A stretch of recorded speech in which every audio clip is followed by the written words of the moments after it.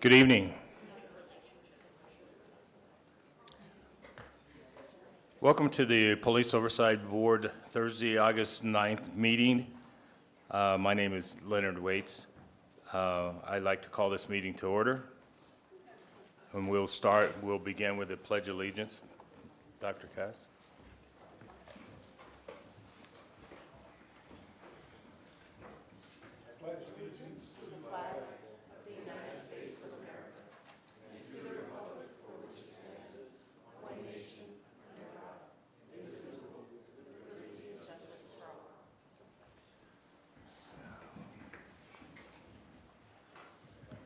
Thank you. We do have a quorum. Ms. Fine is trying to get some paper for us. Can I get a motion for approval of the agenda tonight? I move we approve the agenda as presented. I second. Okay, it's been motioned and second. We approve the agenda. All in favor? Aye. Aye. Opposed? There's no public comments tonight? There is one? Oh. Okay, I'm sorry. Jeff Parsons? Come on up.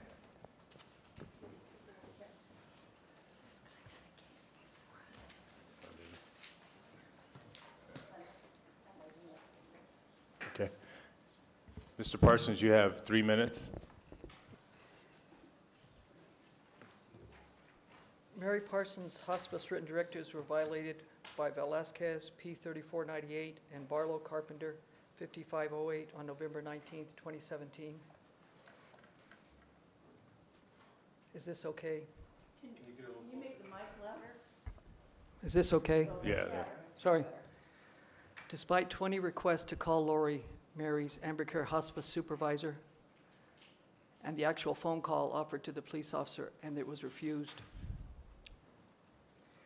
Mary lost her good hospice care Amber Care group because of this violation of the written directives of Amber Care Hospice. The police report is also full of mistakes, 12 plus. Assisting officer is not ID'd on the police report. 16-day delay before Stuart V. Hill, supervising approving officer, signed the report. Police report was not turned into Adult Protective Services, as Officer Velasquez stated in the police report, line 27 and 28. Why not? Despite the fact I was assumed guilty and treated accordingly, SOP 476B1 and 2 were violated by Velasquez. All on third-party caller, 2,000 miles away, all false allegations, not one word of first-hand knowledge. Diane McDermott stated APD does not talk to people on the phone. True or false? The officers took medical directions from caller over the phone while I, the 40-year caregiver, was detained. Diane McDermott has given SOP information contrary. Diane McDermott has given information contrary to SOPs in my interview with her. Is this okay? SOP 216E1. What is the timeline on COP complaint? I filed in January 22nd. I was treated opposite of APD mission and vision statements. There was no domestic incident on November 19th, 2017. The incident was created in the mind of Megan, 2,000 miles away, victim of many years of domestic violence. Mary Parsons was irrational, confused, paranoid, had been in a mini stroke, TIA, all day Saturday. The 18th, no food, water, or metformin for 24 hours. Mary had only been home 3 days from 60 days hospitals and 45 days at Genesis Bear Canyon, where she probably would have died the first night she was there if I had not been sleeping on the empty bed next to her. Because of staff negligence and lack of training, I was there 2 to 3 times, day and night, to check on her and keep her alive. Mary ran out of oxygen 3 times because of careless staff. I filed 12 written complaints and 3 over the phone on behalf of my mother, Mary. I was helped in this process by my state representative, Jimmy Hall. Please call him to verify how I took care of my mother. Also, Emily Luke. Thank you. I have a question. You filed a complaint with the CPOA? With 5 agencies, sir. Mayor's office, Internal Affairs, Dr. Ginger's office, COPA, and I think there's one more. Okay. All right, thank you. Thank you. Any other questions? Any questions? Thanks. Okay.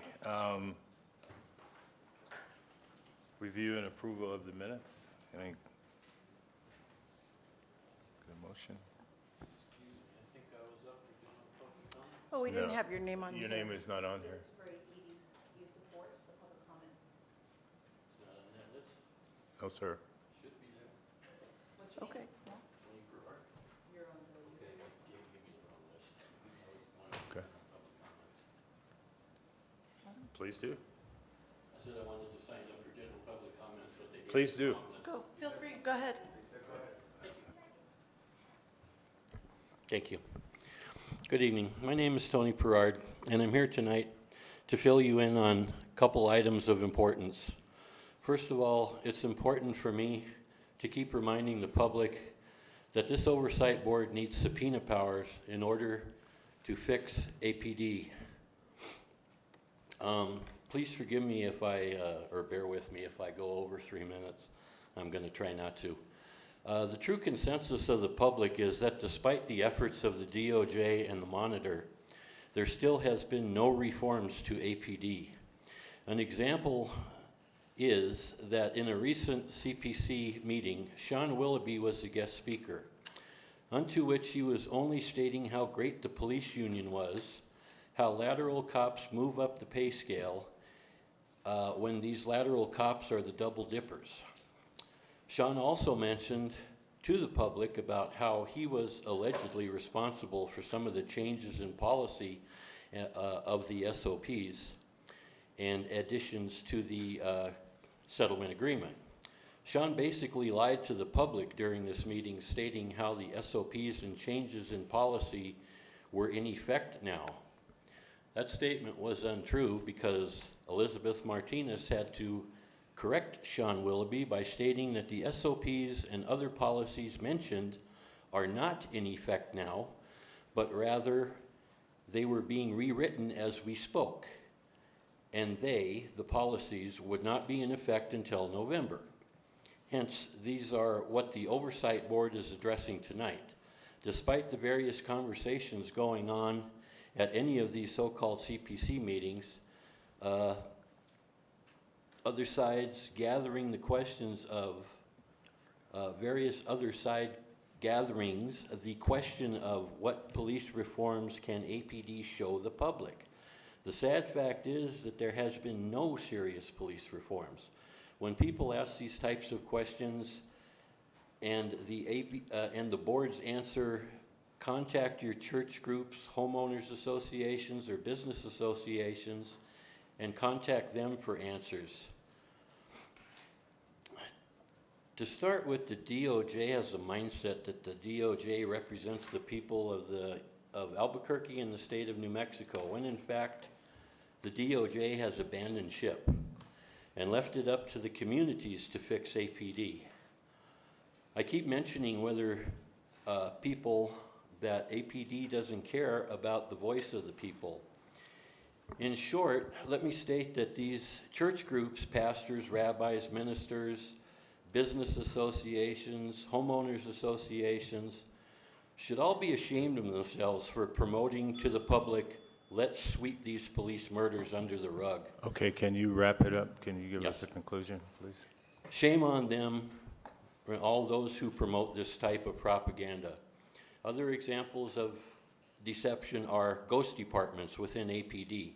IPRA requests were put out in information into certain departments that don't exist. These departments are mentioned in Dr. Ginger's report, but again, the IPRAs come back as no such department exists. I'm sure there's a lot more, but I'll spare you the rest, and thank you. Thank you. Okay.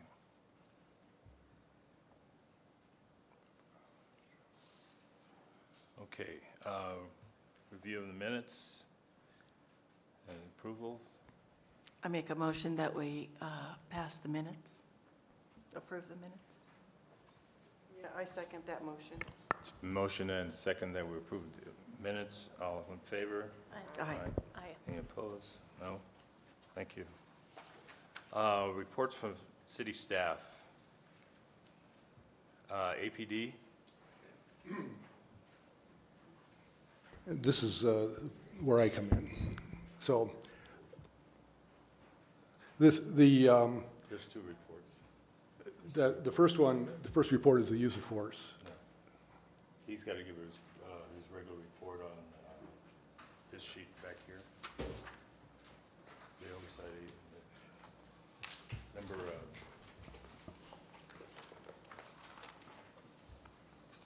I'll introduce you. Go ahead. Okay. Good evening. I'm Mike Miller from APD Internal Affairs, and I'm just going to give you a quick overview. You've got the sheet in front of you of Internal Affairs, what we did in the month of July.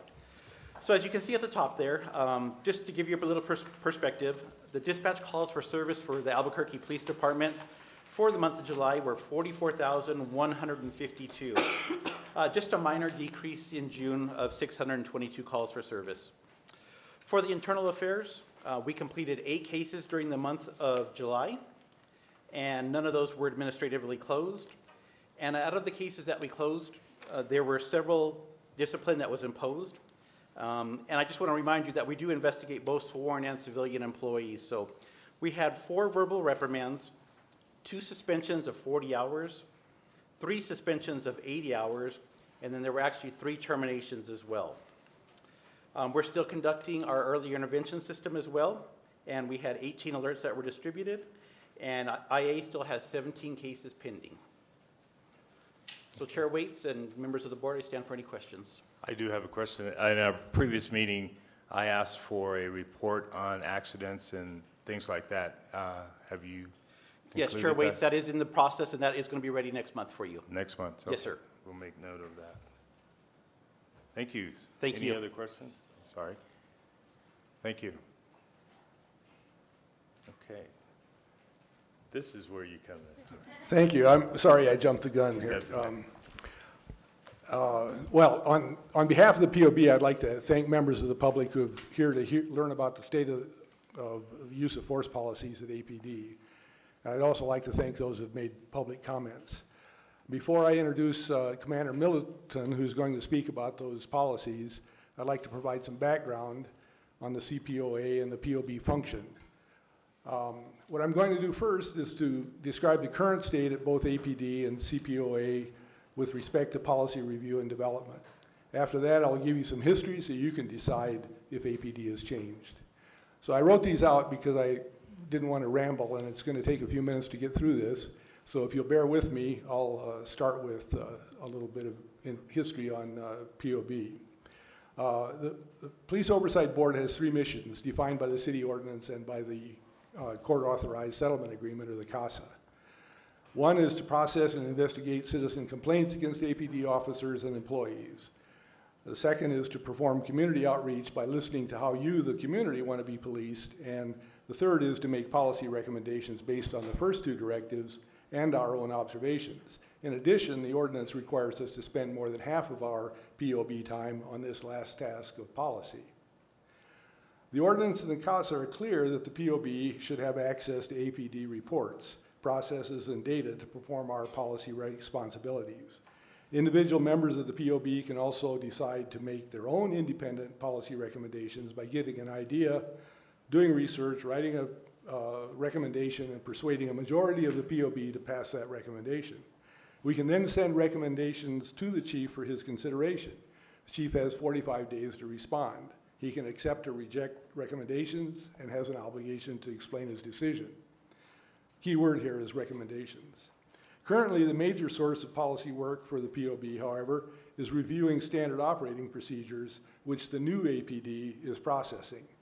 Much of this workload is a gift from the old APD. The POB, as your representative, is also expected to review and recommend changes to SOPs which go through the policy review process of APD. There are well over 200 SOPs and orders that govern APD operations. There are more than 30 CASA policies or CASA-related SOPs. All of these SOPs are subject to periodic review on a 12-month basis. Not all SOPs are of equal importance to the public or to the POB, and part of our job is to form perform some sort of triage just to decide which ones we can review in depth and which ones we leave alone. And a lot of that is resource driven. APD has a strong sense of ownership of their SOPs, and as you will see in a minute, making modifications was jealously guarded by the previous APD administration. Meaningful public input into writing and changing police SOPs is a new thing, not just at APD. APD has developed a policy on policies in which the CPOA and the POB participated that guides this review process for SOPs. This process in brief goes like this, beginning with a meeting of OPA, which is the Office of Policy Analysis. Subject matter experts present the SOPs under review along with their recommended changes. OPA membership consists of a cross-section of APD divisions, the City Attorney's Office, and the CPOA and the POB are also voting members. These members vet the policy language and participate in the discussion. The policy can be passed by OPA to the next step of the process or sent back for more work by the subject matter experts. After OPA passes the SOP changes, a minimum 7-day comment period follows during which SOPs are available for further review. The Policy and Procedures Review Board is the next step. The modified SOP is presented for review and approval. If approved, a 30-day public review period follows. For CASA policies, the POB has 30 days from passage of the policy at the PPRB to make our recommendations. The independent monitor team will also review the policy during that time. After these reviews, the SOPs are forwarded to the chief for his consideration. This is a bit of an oversimplification of the process. There's been considerable give and take discussion between APD and the city attorney and the CPOA, POB to resolve the timetable associated with the review process while weighing expedited policy review against more time for public input. And I think that's a critical point. And there's been concessions on both parts to try to get public input. The presentation series that we are starting at POB, the second of which is tonight, is an attempt to make a good faith effort to allow public input at times and places more convenient to the public than OPA meetings or OPA meetings. New SOP implementation requires that APD officers be trained to the new process. That training can be time consuming and it creates an urgency to get the revised SOP to the training academy so they can create a training program and start to train the officers. So it's a long process to get from a policy to a trained police officers. So what's changed? Up till now, I've been describing a process that has evolved over a period of 3 years, but mostly since the new city and APD administration has been in office. I suggest that before the claim is made that there has been no change at APD, that you hear a brief history of what the old APD was like. I think that will constitute some evidence that APD is changing. I will focus primarily on APD's relationship with CPOA and the POB and indirectly with the community that the POB represents. First, on September 8th, 2015, our chair, sitting just to my right here, wrote a letter on behalf of the POB raising the concern that APD would be reviewing and approving CASA policies without giving the community the opportunity to review and comment. He pointed out the 7 specific aspects of policing that the CASA addressed that needed improvement: use of force, specialized units, crisis intervention, civilian complaints, supervision, discipline, and community engagement. He also pointed out that the city expressly acknowledged in the CASA that by increasing, quote, by increasing transparency and accountability on use of force, APD will promote more effective law enforcement and strengthen public confidence in APD. He continued by asking the question, what interest would you serve by shielding changes to APD policies from review, which was the intent of the way the APD policy was being written. So after this letter, there were a series of more requests for access to review policies and responses from APD that indicated they were not going to give meaningful access to the policy process. This process had been established and was good enough without the participation of the POB. Thank you very much. It's difficult to characterize APD behavior without going into excruciating detail, which I'm trying to avoid, but I have several exchanges among APD, the CPOA, and the monitor, which are available as further evidence if you'd like to see those letters. I think, though, that the low point in the old APD's view of oversight was revealed at the November 2017 hearing in front of Judge Brack when the City Attorney Jessica Hernandez, Chief Gordon Eden, and Assistant Chief Robert Huntsman presented a secretly recorded video that purported to show hostility by the independent monitor toward APD and discredit his settlement agreement authorized efforts. Only the last few minutes of the video had been transcribed, while omitting the first few minutes, which not only cast a different light on Dr. Ginger's comments, but indicated his interest that APD improves. The worst part, of course, is that the recording was made in secret without the knowledge of Dr. Ginger, and it included verbiage that was clearly rehearsed beforehand and for the benefit of the audience. So that's my summary of the old APD. As I mentioned earlier, at the new APD, the policy on policies that allows active participation of POB and the public in the review and commentary process has been rewritten. This is the same policy which the old APD was eager to use to exclude the public and the POB. The use of force SOPs are being rewritten, and that is what you'll hear Commander Middleton, that's what you heard from Commander Middleton in June at the first of these meetings, and you'll hear a continuation tonight with a couple more policies. Besides strong input from DOJ attorneys, the independent monitor, there's been public input into this process as well. Suggestions and recommendations have been incorporated from the community policing councils, attorneys Peter Kubra and Nancy Koenigsberg, APD Ford, and others. And I believe Commander Middleton will mention some of those. At last month's meeting, Chief Mike Geyer responded personally to the POB request to explain recent investigative failures and the detective track. And while many were surprised by the lack of a formal path to acquire the skills to become a detective, the chief acknowledged that this was a problem and committed to solving it. The solution will take time, as does all change, but he's even included the CPOA's lead investigator as part of the team that will direct those changes. So change does not occur by fiat. It's incremental, and sometimes it can only be measured by counting small wins. Policy recommendations are just a kind of change that's made at the front end of the process. And this is where the CPOA and the POB come in. What we, as well as the DOJ and the independent monitor, are really trying to do is to get APD to change its behavior based on how we can influence their policies, sometimes in small ways. We're also trying to provide guidance in writing policies by suggesting more structure and looking at other department best practices.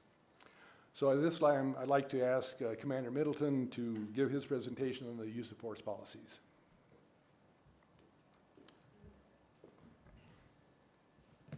Thank you, Dr. Cass. That was one of the best intros I've ever had. I mean, you said it all.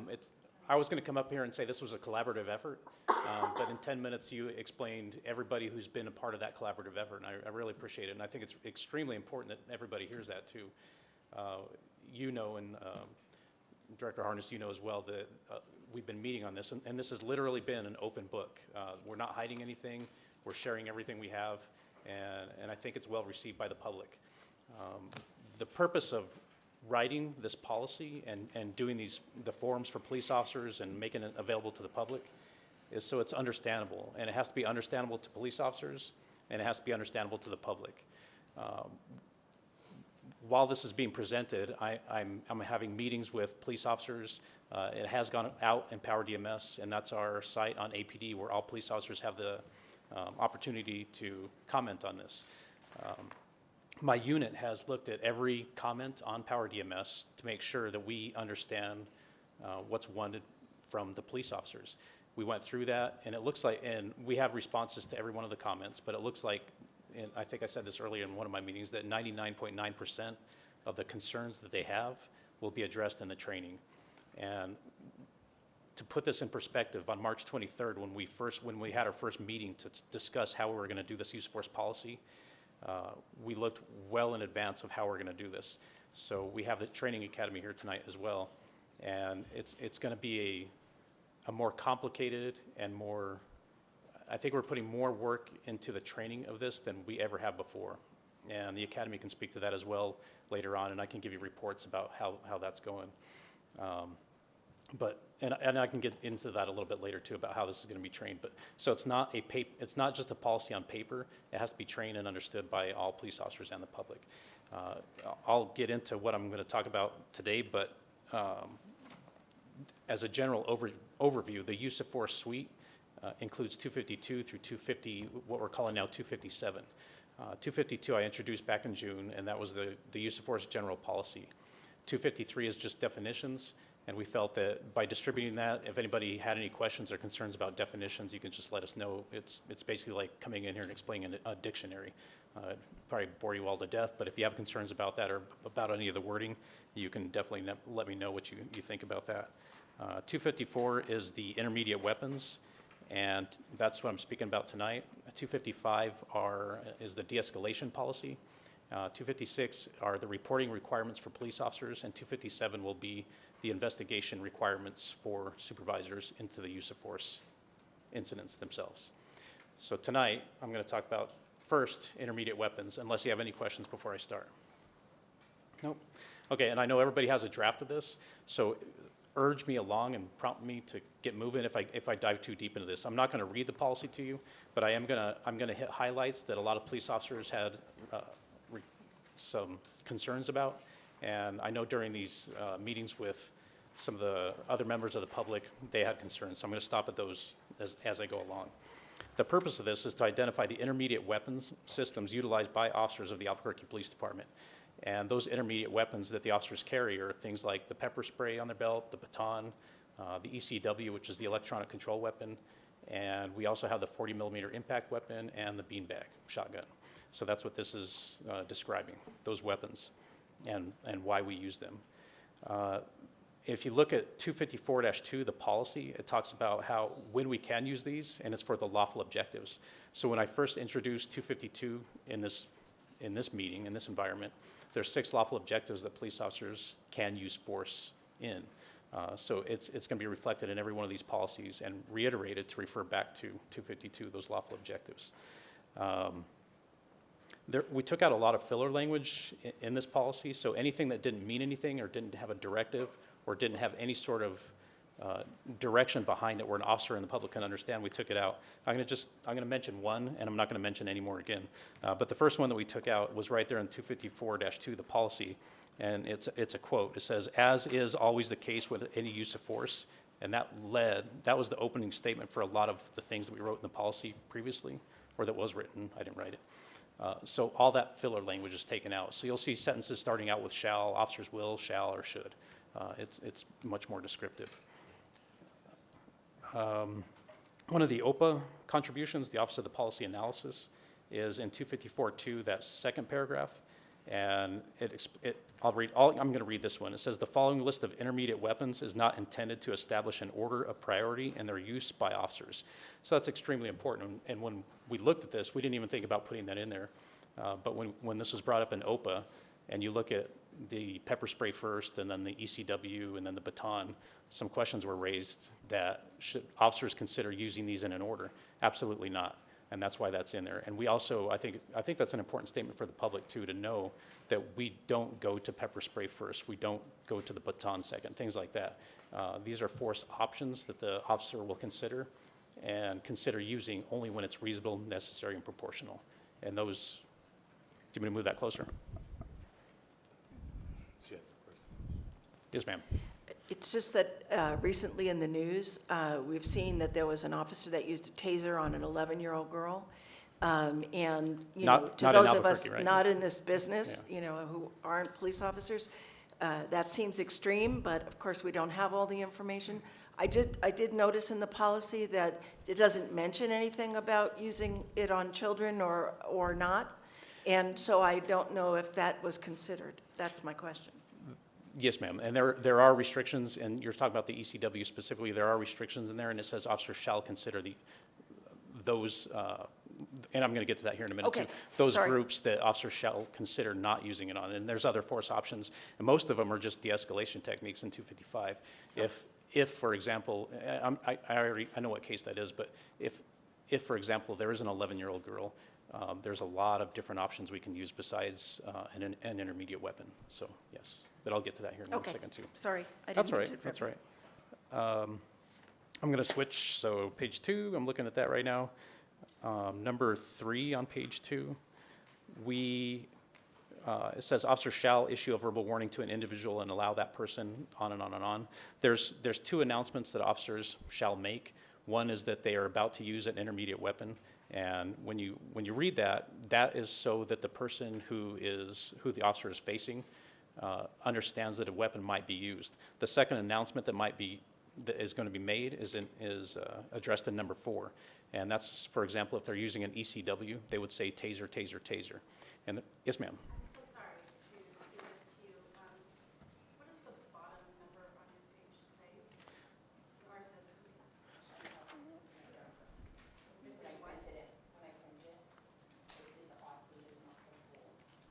Right. So do we have the but you do have the, we don't. Okay. Oh, you don't have the even numbers? Walk us through that at least, Sure. because we don't have those even numbered pages in front of us. You bet. And I think if you just want to follow along, too, I'm not even reading, I'm just still talking about it. But That thing might be of some assistance. The overhead. oh, do you want me to throw it under here? I'll let you do that. And then use this mic? Sure, that's what we're trying. Okay.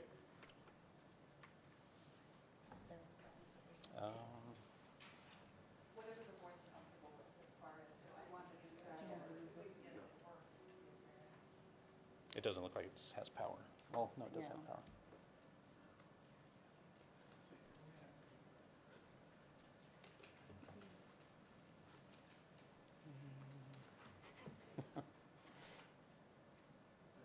Got it? Ooh, that is definitely not readable.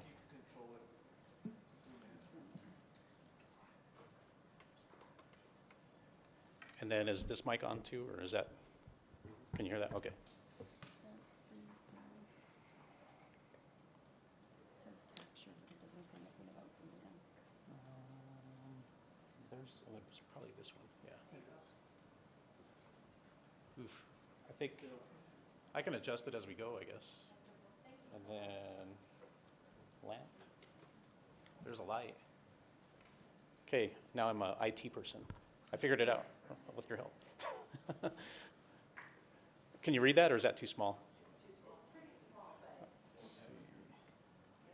I would have to kind of move it along as I go. All right, I'll move it along as I go, and I'll keep an eye on it. If you look at number 3, officer shall issue, that's the verbal warning to the person that the officer is confronting, and that's it's an announcement to them so they know that an intermediate weapon may be used. The second warning, you'll see in number 4 there, that's, for example, taser, taser, taser, or beanbag, beanbag, beanbag. I know a lot of you were at the range when we fired the intermediate weapons. That's so that any other officer at the scene knows that an intermediate weapon is about to be fired. When a taser is fired, it makes a pop in extremely stressful situations, which all uses of force are. An officer, when they hear a pop, may, and they have in the past in other police departments, been involved in sympathetic fire. So if they have a lethal weapon drawn, they may interpret that it is a lethal situation. So that's why that announcement is made, and that's why I want to stop on this and make sure it's understandable to the public as well. Well, this can be hard to do this.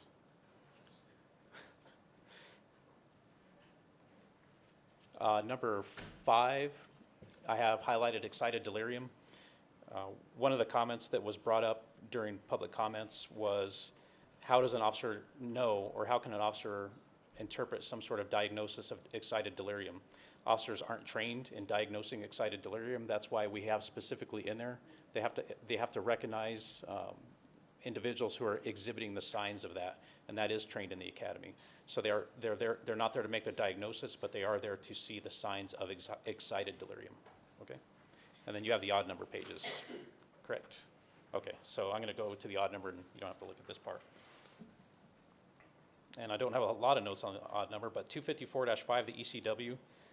I mentioned earlier that we're separating out the reporting, maybe I can have it there, the reporting requirements for use of force, and the supervisor reporting is going to be actually extended into 257 now. So that's something that we're probably going to have to address here with writing this. When we get to the ECW modes, there's a show of force mode, a drive stun mode, and a standoff mode. The show of force mode is, it's clearly written here about what that means, and that's to reduce or eliminate the need to use force. So they're showing the force first in order to try to gain some sort of compliance from the individual they're facing. The next one is the drive stun, and you'll see right there, prohibited. Drive stun by itself, in and of itself, is prohibited, and it's clearly written here in the policy that it is prohibited, and this is a even number page. So the third mode of force to be used with an ECW is the second part of a drive stun is a follow-up drive stun. That is an allowable practice, an acceptable practice by APD. And I'm not sure if any of you saw when a taser is fired, if one dart misses, there is no application of the current, so, or application of the ECW, which means that there's contact and delivery of the current. So a follow-up drive stun is if an officer fires their ECW and one dart hits, they can follow up with contact of the taser to deliver the current to get the person in handcuffs. The third mode is the standoff mode, and that's what usually everybody is familiar with, and that's where they fire the taser from a distance and 2 darts hit the individual and they can get him into custody. The ECW guidelines, some of the statements we made in here are just, they're directly drawn from the CASA. I have a lot of my notes on here. I'm not gonna point out every single one just for time. But if anybody in the audience or who watches this wants to refer to the CASA, you can look at paragraphs 25, 27, and 29 in this area, and that's where we got a lot of this language from. Okay, I'm going to switch to page 5.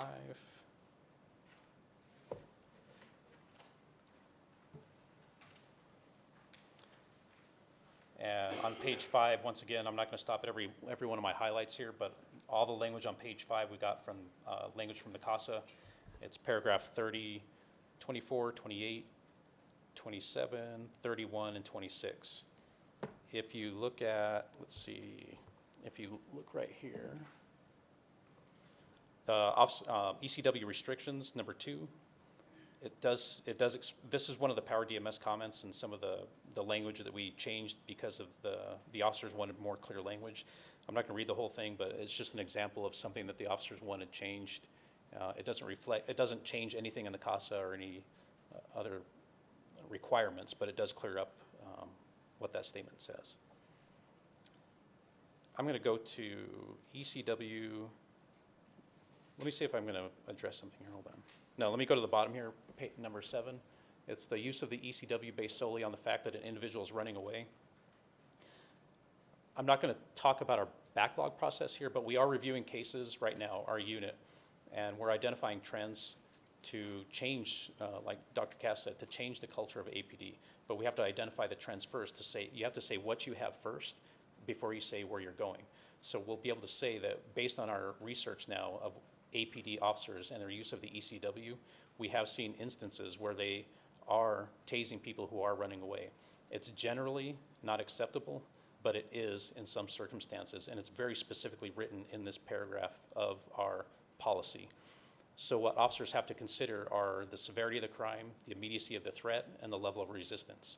And what that means is if a shoplifter, a petty misdemeanor shoplifter, is running away from a store and all they're doing is running away from the officer because they do not want to be cited or arrested for shoplifting, that is generally not acceptable to tase that person in the back as they're running, because the severity of the crime is a petty misdemeanor. The immediacy of the threat is 0 because they're running from the officer. They're not posing any threat to the officer. If they're avoiding people in cars, they're avoiding that contact with people, so there's no immediate threat to the public. And the level of resistance is running. They're not confronting the officer and fighting, they're running away.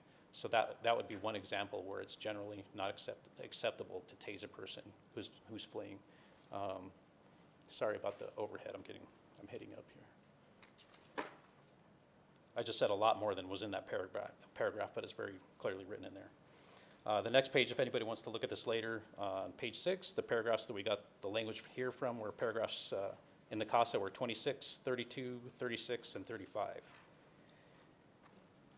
Right here on the bottom, we were here at a CPOA meeting, and I heard that AFD was changed to AFR, so we did too. And it's costing us nothing to change it to AFR, but I heard it's costing them quite a bit. But all we did was change it to AFR to just make sure that it stays consistent with, sorry, that was, just to make sure it stayed consistent with what's happening in the city. Let's see, page 7. The language we got from page 7 from the CASA was paragraph 34.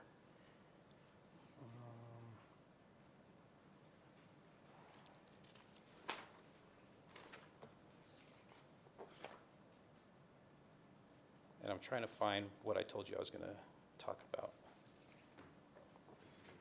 Right. Okay, the ECW restrictions.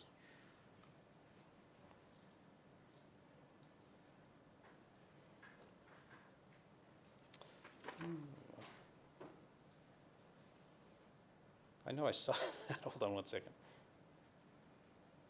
We have a segment in here about the restrictions about frail people, visually pregnant.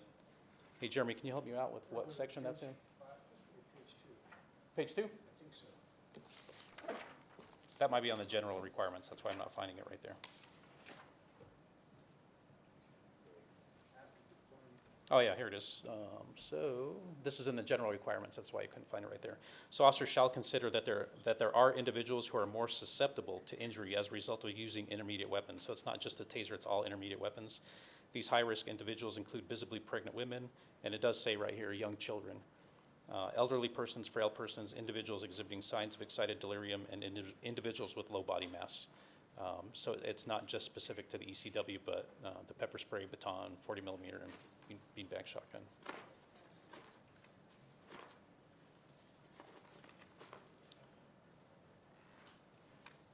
Okay, I'm back on page 8, and this is the baton, expandable, straight, or Boken. The part I want to talk about here is number 6. This one came up a lot. Officers shall not use their firearm as an impact weapon due to the possibility of unintentional discharge.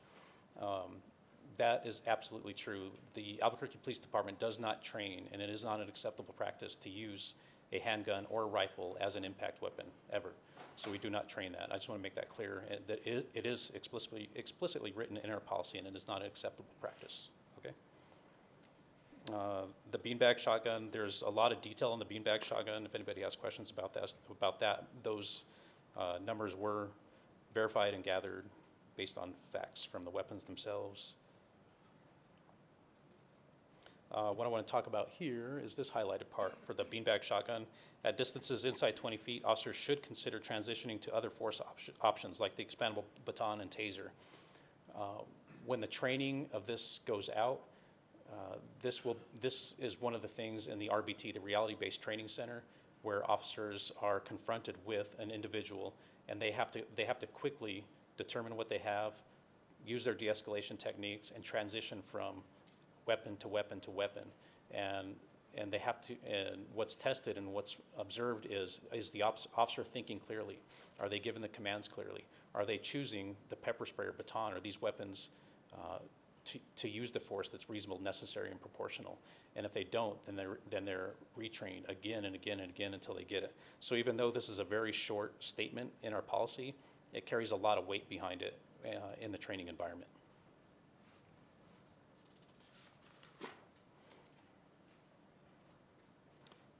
The 40 millimeter kind of, a lot of the language in there is similar to what you'll see in the beanbag policy as well. And there are a lot of weapons used by the SWAT team. We put on the bottom here, we just said if you know, for any other weapons used by the SWAT team, they have their policy on that. So I stand for questions now, or I can move on to de-escalation. And I know the public is going to make comments too, and they're prepared for their comments. I do have Lieutenant Ken Johnson in the audience, and he's going to be taking notes for me. I know that we're provided a transcript of this last time too, so we will review all the notes there, or all the comments from the public here. Okay, yes, sir. 255 is the use of force de-escalation policy. So this is a standalone policy. In our current policy, there's 6 paragraphs that explain de-escalation as it pertains to use of force. And this one, we separated out, so it's its own standalone policy as it pertains to use of force.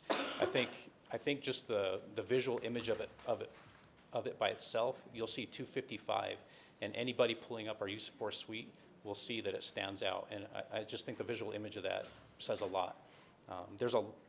It's brief, but this one too carries a lot of weight behind it in every word that's in here. So this one, I'm gonna read the opening purpose here. It's to establish guidelines for officers of APD regarding use of de-escalation techniques during interactions with individuals. And this is in an effort to avoid unnecessarily escalating a situation to gain voluntary compliance from an uncooperative individual. And the big part of this opening statement says to reduce or eliminate the need to use force. When I introduced 252 to you, that statement is in 252 and it carries throughout the policy. And what officers need to consider is this is that change of culture. They don't have avoidance in their mind, but they do have to reduce or eliminate the need to use force. And I'll get into a little bit of that later here when we talk about the de-escalation techniques. When you see this word, so 255-2, feasible, it says officers shall use de-escalation techniques whenever feasible.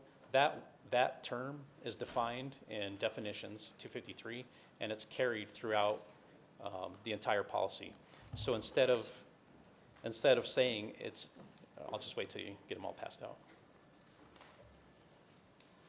So in order to make this more clear, and in order not to put feasible all over our entire policy, we put it up here in the policy statement itself, so it carries through the whole thing. And some of the language that we don't have to repeat over and over again is the definition. And feasible means it can be done or carried out reasonably to achieve an arrest or a lawful objective without increasing the risk to the officer or other persons. That's the definition of feasible. When you look at de-escalation techniques and guidelines, the use of, number 1, it says the use of distance, cover, concealment, or time. That's one of those statements that carries a ton of weight behind it. Yes, ma'am.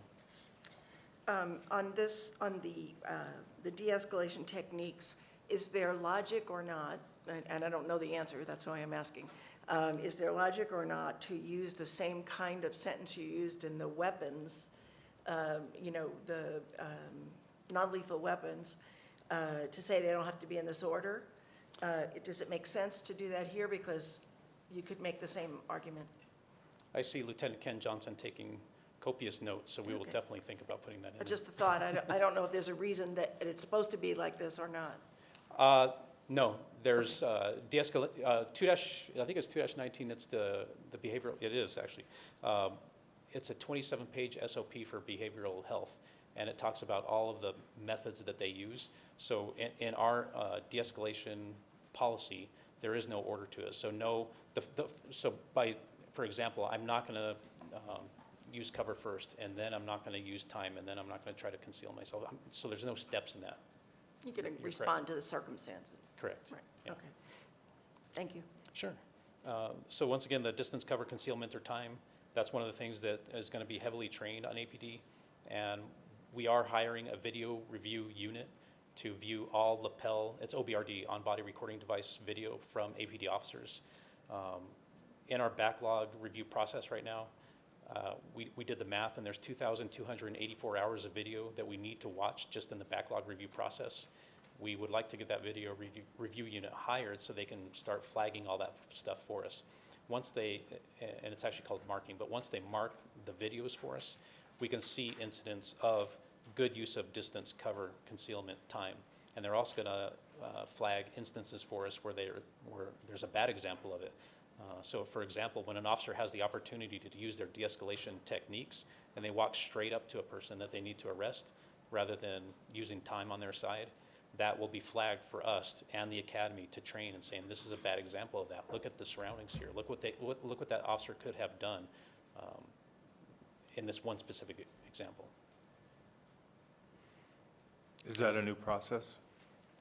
I'm sorry, sir? Is that a new process, using the cameras? Oh, yes, and that was a recommendation from the DOJ attorneys. They explained that because what we were doing at the academy was creating videos for examples, and they said, you've got thousands of hours of videos. The best thing you can do is use your own officers and examples from your officers And we took that a step further. And I know we have a new commander at the academy, so I need to make sure that that message gets across, that we do want to create a video library to show these examples to officers. And if you have a library, you can always go in there, especially a supervisor, a brand new supervisor or a veteran can go in there and see good and bad examples of intermediate barriers, cover, concealment, distance, time. Excellent. I'll go to page 2.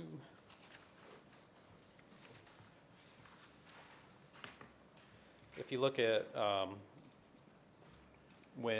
so if you look at B on page 2, it says, oh, you know what? Let me go to the top here. Sorry, I'm skipping something. I really wanted to talk about this part. De-escalation techniques and guidelines. It's E, verbal de-escalation, which may include, and it's right on the top of page 2 here. Communicating with the individual in a conversational tone, and then it goes on from there.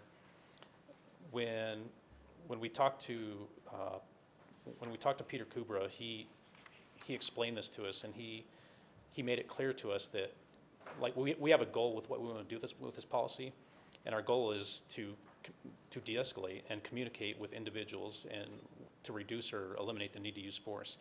But basic communication requires that one person delivers the message and the other person receives the message. If that's not happening, de-escalation is not happening. So I want to make it clear to the public and to the police that yes, we are there to communicate with people to de-escalate these critical incidents, but if it's not being received, then it's not de-escalation, and we might have to move on to an intermediate weapon to get that person into custody. So the de-escalation techniques will be attempted, but if it's not being received, it's failing. We have conversational in here on purpose because we have to somehow ask the officer or prove to ourselves that that conversation did take place. Did they receive that message that was being delivered to them? And Peter Kubra talked to us that the goal here is to maintain that person's dignity, and I think we're making that statement here by listing communication and conversation. If that's what we're attempting to do, we're trying to maintain that person's dignity, at least in communicating back to us or receiving the message that we're delivering. Hopefully that's making sense the way I'm explaining it. Well, I think it's presentation, how you present that to an individual. You know, Right. So that's important. And that is written all over our policies too, the officer's actions. Did the officer's actions precipitate the need to use force? So that will be one of the things we look at too. Okay. Let's see, when you look right here, when it says officer should, number 2 right here, it says assess the risk to the individual, the officers, and others. There's a lot of weight behind that statement too. Let's see. So the training, once again, will be able to define this. And some examples of risks are potential threats from people and environment like traffic, proximity to weapons, elevated positions, and hazardous materials. So even though they're not listed there as an example, the academy is prepared to train that, and those are the examples they're going to use. This is one of the, let's see right here. It's section C, where an officer identifies the presence of one of the following factors. They shall use de-escalation techniques in order to reduce or eliminate the need to use force. This is where we got the most comments from officers on Power DMS. And they said, what do you mean we shall use de-escalation techniques? And the concerns that they had were, if it's an immediate or an imminent threat and they have no time to do it, then what? So that's once again in training and in this policy, feasible is in the very front part of this, listed in policy. That of course, when it's feasible, you shall use de-escalation techniques. So, and I think that's one of the biggest drives we have in this policy from the public is that we want to see officers attempt to use de-escalation techniques. So, Do you have the opportunity to communicate back with the officers that are making these recommendations or comments or whatever on Power DMS? No, I don't think we can do it on Power DMS. What we do is I'll send out emails, and once we get through this process, we are having several conversations with officers, and we do reach out to officers individually to make sure that it is clear to them that this is happening. And then Officer Nico is here in the audience too, and I have been sharing, I actually sent him an email with all of the comments with a narrative saying, here's the comments we got. We need to make sure that this is clear in training, because a lot of it, like the bulk of it, will explain that we don't understand what what do you mean that we're going to have a conversational tone? And that's where it's going to come out in training. So he has a list of that, and that is going to be shared with the officers in training. Thank you. So I'll go to page 3. Once again, if you look at, am I still on here? Okay. Section G here, this was another, it was pretty interesting when we had our meeting with Peter Kubra. He explained this to us and helped us write this last part here. So this is from direct involvement with him. If the individual is or appears to be in a mental or behavioral health crisis, officers should attempt to de-escalate and shall otherwise follow APD procedures, and I mentioned that earlier, 2-19, and that is a 27-page policy that just was written on behavioral health. I can go into great detail on this, but I know everybody has a copy, and I know they're probably anxious to give us comments too. So I stand for comments if you have any on this section. Any other comments? No? No comments from us. I'm sure we'll have some from our audience. Okay. Thank you. And I don't know Thank you. if you want to keep this thing on or switch Yeah, it just back leave it on. on. We'll, Do you want it off or on? on. Okay. Off. Thanks. You're tricking me. I can't see me.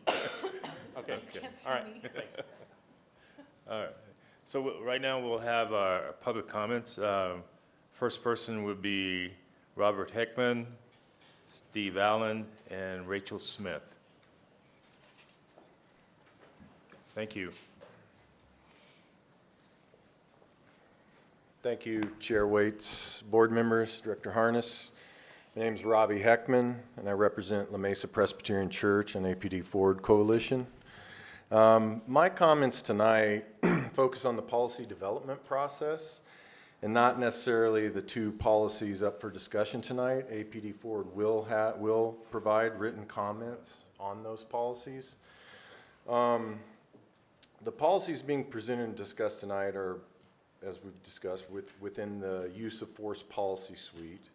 At the June POB meeting, community members commented on 252, which is the use of force general, which Commander Middleton talked about quite a bit in his presentation.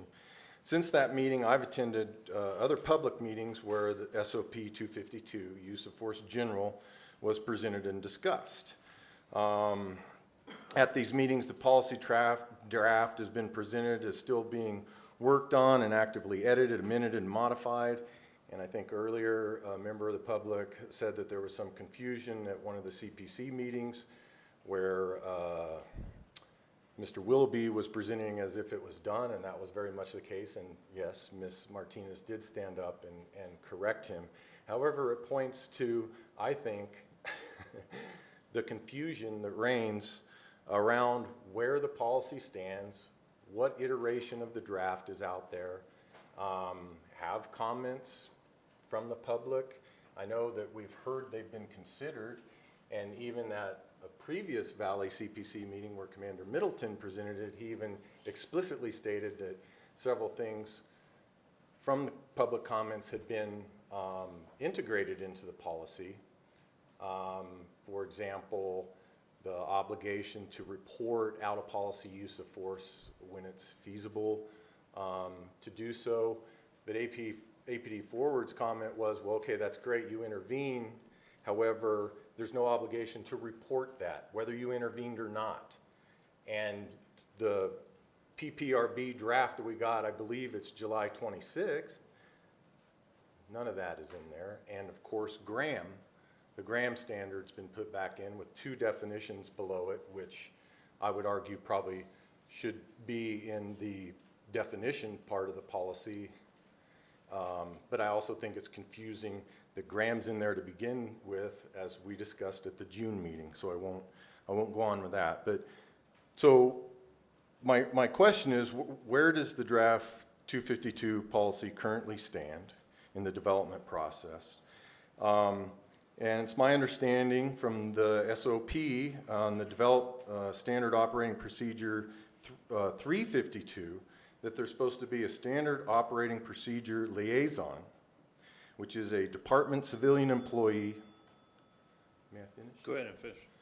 A department civilian employee assigned to the Compliance Bureau tasked with facilitating the policy development process and/or other logistical responsibilities related to department policy and procedure.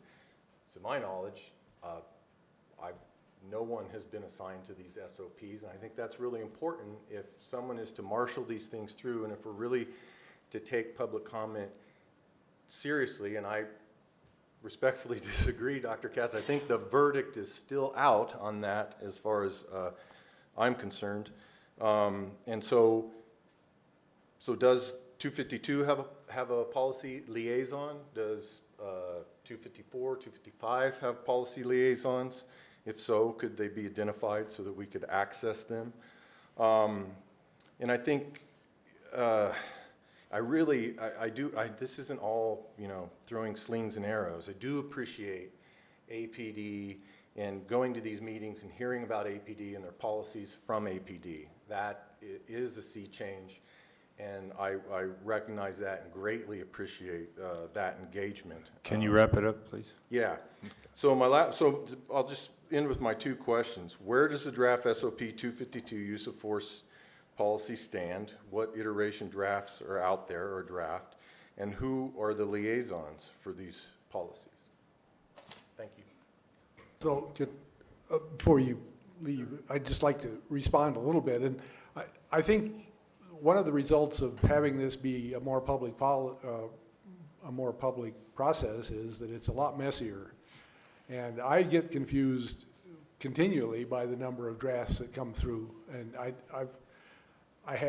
sort of collect drafts electronically, and I've got, my hard drive is getting heavy and with drafts. And it is hard to keep track, and I don't know what the answer is, but there are liaisons, and I believe the identified liaison for all the use of force suite is within either Commander Middleton or Civilian employee, as the policy states, it's a civilian employee. And the OPA liaison is Jolene Luna, who's been tracking these. So if APD would like to weigh in, I think that it would be useful to at least clarify that.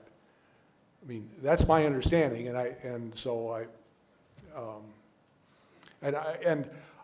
all I can plead at this point is that we trying to keep up with policy drafts and policies that are being reviewed. It's become an overwhelming task because of the sheer number that's coming through there. I guess I think that in and of itself is a big problem. There should be a little more of a linear process of drafts and then an iteration, and then otherwise it seems to be this chaotic process. It's fine. I think there's a simple question that you're making me think of, which is, at what point is the policy done? The definitions policy, let's say, for example. Is there a timeline on when that becomes the final draft? And because otherwise, the process is going to be fluid. That's what we asked for, was to ask people to contribute to this. And so I think the key question, to answer your question, is there a deadline for 252 now? And so when will we see the final policy? When will it, so that we can see whether or not the input was included or not? Will there be a presentation here at this meeting of a final policy or not? Ms. Callaway? And I think along those lines is, do we see what is the proposed final draft before it becomes a final draft? Even I'm unclear on that. So, Commander Middleton? Thank you. Is there anybody from Thank you, APD who Robbie. can answer this? Commander Middleton. Do we have an answer for that? Okay.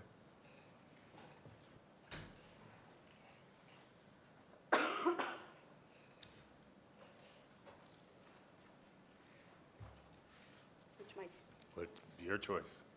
Good afternoon, everyone. My name is Michelle Campbell, and I am the commander of the Compliance Bureau.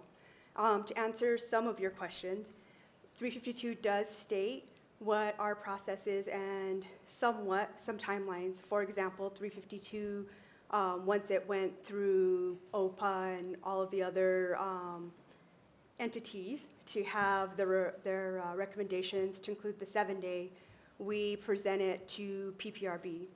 From there, any corrections or any rewrites or anything like that that comes from the contributor or SME, we use both hand in hand until we find a good word that everyone understands. However, once that's done, POB does get a copy of that, and they have 30 days to respond with recommendations, and that's stated in 352. After that, and within that 15 days, am I correct, Jeremy? 15 days? Don't forget yours. If it's a CASA-related policy, we send it to the IMT, which is our monitor. And they now have their timeline, which is 15 days, to look it over, give us recommendations, and then it comes back. If there is nothing changed, then it goes to the chief to sign. If there are some changes, then our attorney who represents us will make those changes, make sure it gets back out, and we answer to the IMT. But by then, it has gone through all the other entities to include POB. Okay, Ms. Fine, And this includes non-CASA policies, but I'm just making sure that you all know the CASA policies. you good? So I'm sorry, forgive me. No, Let's that's talk good. specifically about 252 since that's the one that we're discussing. We have had the public presentation of that. We've been submitting comments back. When will we get that point where we see it? When will we get that draft that is the proposed final copy?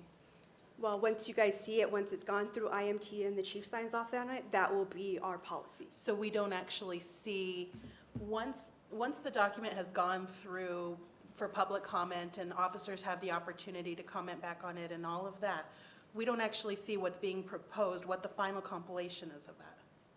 Once we send the draft after PPRB to POB, that is the draft that you do see and you can make recommendations on. So there will be another copy that will come, I'm sorry, just bear with me. There will be No, I another understand. copy that will come to us that will be the proposed final copy.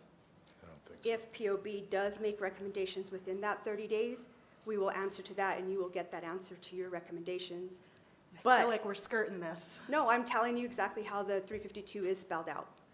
And our policy 352 did go through all of the entities to get that approved, so. I'm aware. Yes. I'm also aware that we kind of tried to push that aside to go through the use of force policies, so just bear with me. No, I'm not. Do we have a date?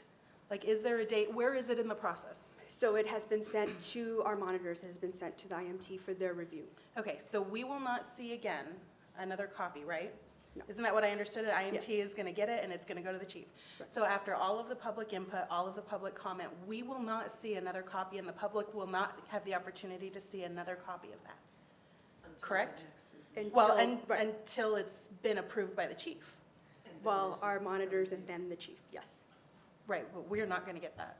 It will go to IMT and then it will go to the chief.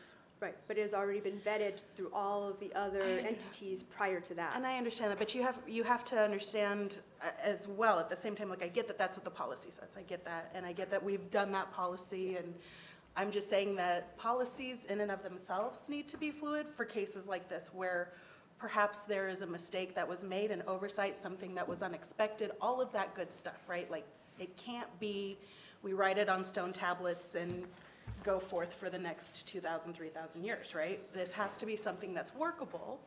And I think that the community, and I know I'll speak for me as far as a board member, would like to know that the community's input and our input was actually integrated. And it sounds like we're not going to have that opportunity. Thank you. Maybe I can clarify, Chair Waits and members of Police Oversight Board. So the policy for 252 was actually sent after the Policy and Procedures Review Board meeting, and the policy was approved, voted upon and approved at the PPRB meeting. From that point, we forwarded the policy to Mr. Harness for 30-day review by the POB. That 30-day review was given, and then 15 days into that review period is when we send the policy to the IMT. So that So we received this. Is there a way that we can then, I don't know, emphasize the importance of this is the last? Because we get a lot, at least for me. I'm sorry, Director Harness, to put you on the spot. Thank you, ladies. Chair Waits, Vice Chair Galloway, I'm not sure how you want to prioritize them or how you want them to be alerted to you, but once it comes out of PPRB and it's in that final iteration, it did come from APD, and it was passed along for comment. So I think structurally, perhaps you want to maybe have policy alert you to this, or some other internal structure so that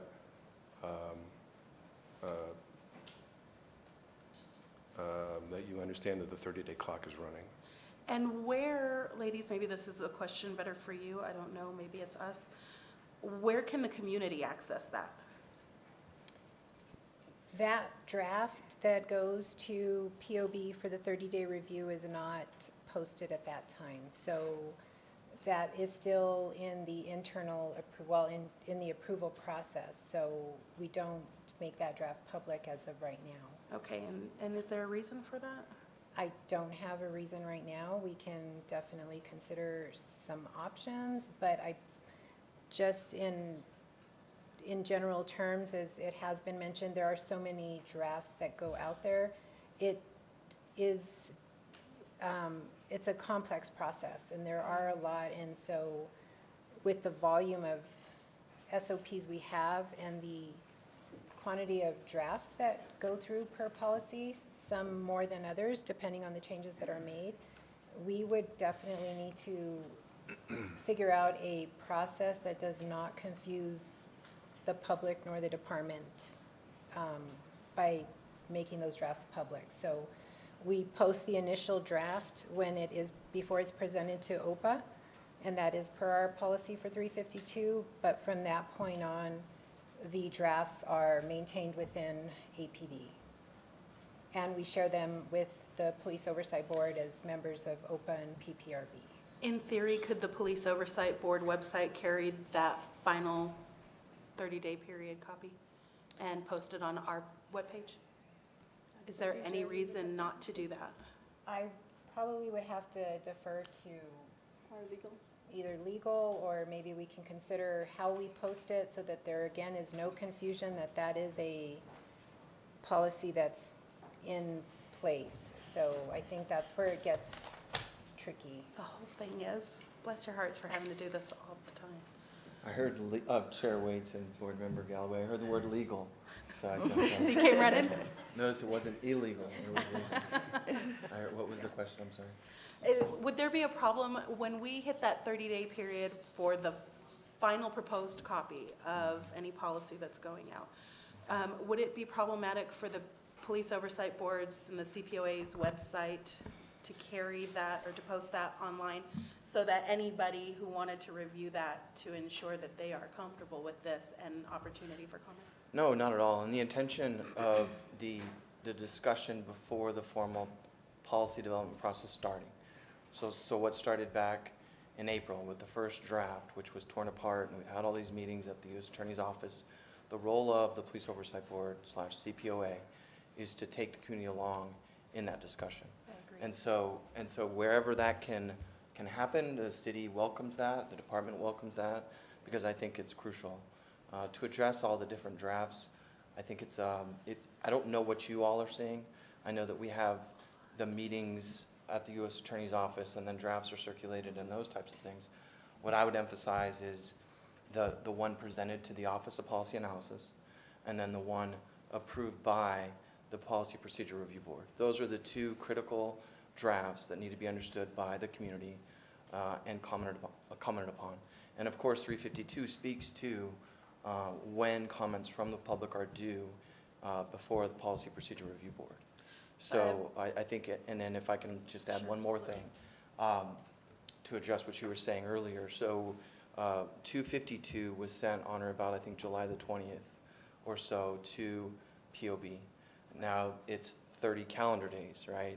So what we have is calendar days for you, and then when we get it to the monitoring parties for that first time, it's 15 business days. So naturally, those are not aligning. So that means we will get your comments back at a time when we can consider those in the final draft. I don't know how else to accommodate more comments after all of the comments, because that's exactly Understand. what we're dealing with. So I hope that helps. I absolutely hear you, and I think that the POB offers that solution in and of itself. I mean, I know that when we were talking about a mission statement as part of the outreach committee, we talked about being a bridge for communication between the citizens of Albuquerque, the residents of Albuquerque, and APD. And that's exactly, I think, this opportunity is if we can post this on our website, if we can post the copy after the PPRB does their approval and start that 30-day period, then the community has the opportunity to contact the CPOA office and the POB or members individually for that final opportunity to comment on it, and then we can submit those on their behalf. Ms. Fine? Thoughts? I want to add another piece of information to this. The use of force policy, among all policies, this is the mother lode. I mean, this is the one that is so important, and I just want to bring up the cycle of reviewing these every year. You know, one of the things I think we're doing is we're saying we want input, which we've had and which we appreciate, and at some point you have to, the question is whether or not the input we already gave you has been incorporated in there. That's the question. Well, should there be a second round of that? I'm not so sure. I think that that certainly when the time comes that the policy is made official by the chief, we'll know what input was put in or not. And the next cycle for when we review this, or we can object right at the moment. You know, I just don't want us to be on a carousel that doesn't ever stop. You know, at some point, we're going to have feedback, and we're not going to know until the policy is final what was part of that feedback made it in.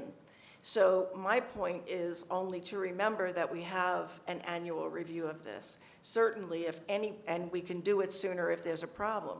So we can certainly, as a body, object and say it's a problem. I'm just saying we're trying to cooperate, and at what point do you not do a third round of this? I'm trying to get these policies done, and I understand what you're saying, and I actually agree with it, but I think there's a limit to how many times you can go around on the carousel without standing and delivering. Sure. Chair Waits and Board Member Fine, and you can cut me off if you need to go. No. Okay.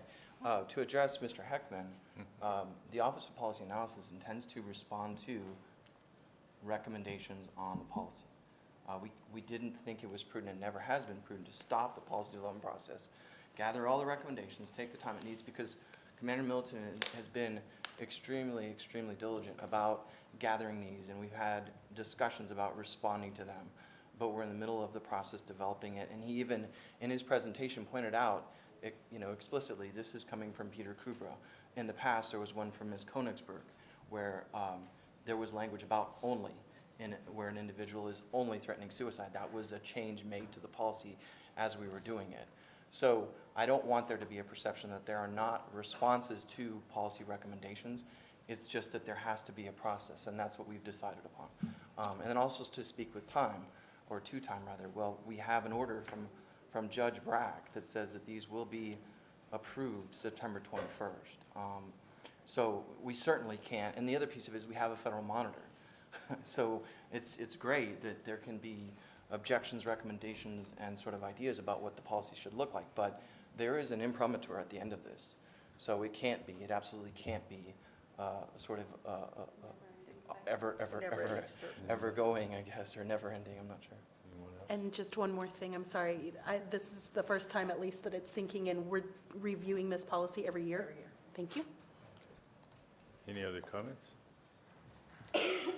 I just wanted, Chair Waits and Ms. Scalway, I just wanted to address the gentleman's question about the SOP liaison, just to try to make that as clear as possible for now, is that individual, that civilian, houses our SOPs as they're going, our policies as they're going through the process, and looking at that back date and trying to find even our drafts, whether they're cost related or not, that had already been circulated before this administration took over, before we started the Compliance Bureau, and really trying to align everything that we needed to do.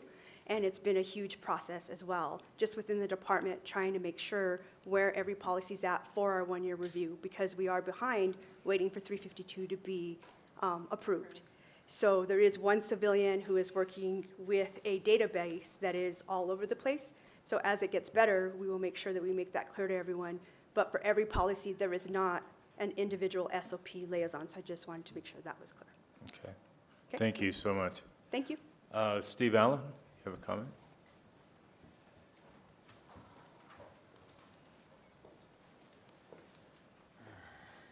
Welcome. Welcome. Thank you, Mr. Chairman, board members. My name is Steve Allen. I am the policy director at the ACLU of New Mexico. I just want to say to start that I think this discussion illustrates just how, in my mind, how complicated and confusing the policy development SOP is. My colleague, Robbie Heckman, actually made this beautiful, confusing flowchart, which I can't claim to completely understand, but it's, I think if we want input from the public in a real way, some of this probably has to be streamlined at some point so that people know what's going on, there's transparency, and there's a real way for people to plug in. So I'll just say that really quickly. The comments I was going to make, and I'll shift to those now, is briefly on 254 on the intermediate weapons SOP. As Mr. Heckman said, we plan to provide detailed written comments on these two policies, but I just wanted to state a few contextual things. Going back to the findings letter from the Department of Justice in April 2014, one of the most fascinating sections of that findings letter, fascinating and horrifying, was on less lethal weapons, and particularly on tasers. We had APD officers who were tasing a 75-year-old man with a cane. We had an APD officer tasing someone who was riding on a bicycle and running stop signs. The most infamous case in there was of someone who had doused himself in gasoline. An APD officer deployed a taser and lit the man on fire. This is something that's been seriously misused, this practice in this department. That said, we've seen in the independent monitor's reports that progress has been made around this, but we have to get this policy right. Last year, a gentleman died when an APD officer tased him. These weapons are called less lethal, but they can kill people, and that's why this is important that we get those details right. Again, we'll be providing our written comments on that policy to you all. Thank you. Thank you. Rachel Smith?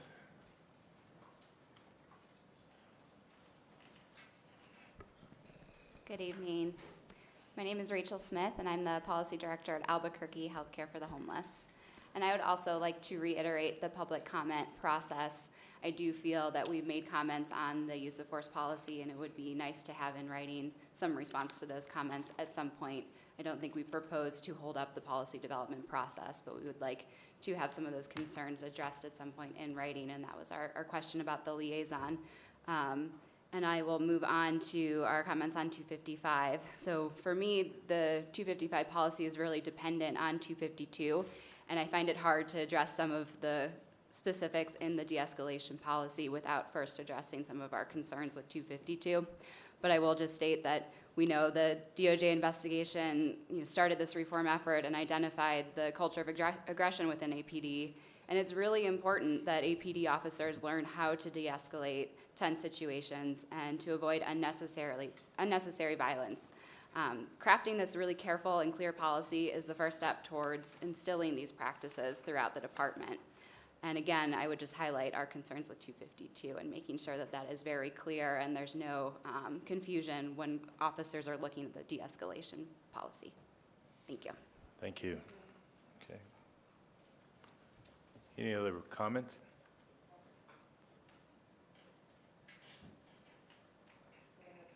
Oh, Tony?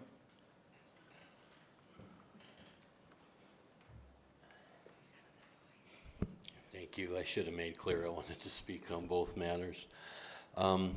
In regards to the SOPs, use of force policy, camera policies, and all that, the general public does not understand what those SOPs or procedures are all about. That's one of the big questions that always pops up at any meeting.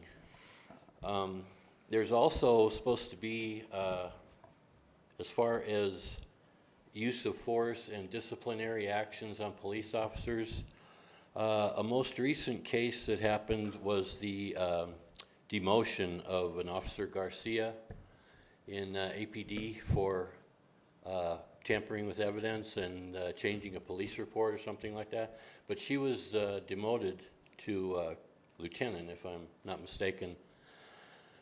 That officer committed a felony and should be dismissed from the department, never to work in a police department again. Those are the types of discrepancies that need to be dealt with by this board. And as far as the public is concerned, yes, they need to have a more definite view of what these SOPs and use of force policies, camera policies, all those policies, what they entail, how to make them simpler, a more simple wording of it so they understand it.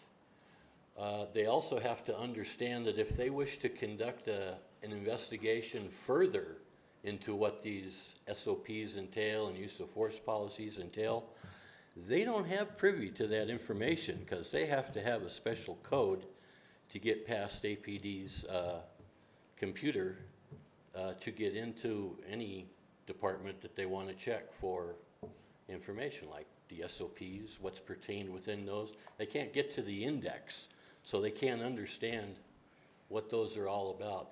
But mainly, people are saying there's no transparency, there's still no accountability within the department. And sorry to say, but the public is still convinced that they can't trust APD, and they need ways to build up that trust. And we're trying to work together with APD, but there's certain articles that have come out in press conferences to where Chief Geyer has stated alongside Tim Keller, it's really sad to say this, but APD says that it's their department and that us wormy little taxpayers don't have any interest in finding out how to better the department. It's none of our business, so we should get out of it. And You gotta wrap it up, Tony. Right now, I firmly believe that internal affairs should be eliminated if they can't do their job like they're supposed to do. Okay, thank you. You have a comment? Sir, just to address one thing that you mentioned, I just did a real quick search because I was thinking that I had seen this on the city's website, but it looks like their SOP manual is available if you go to cabq.gov.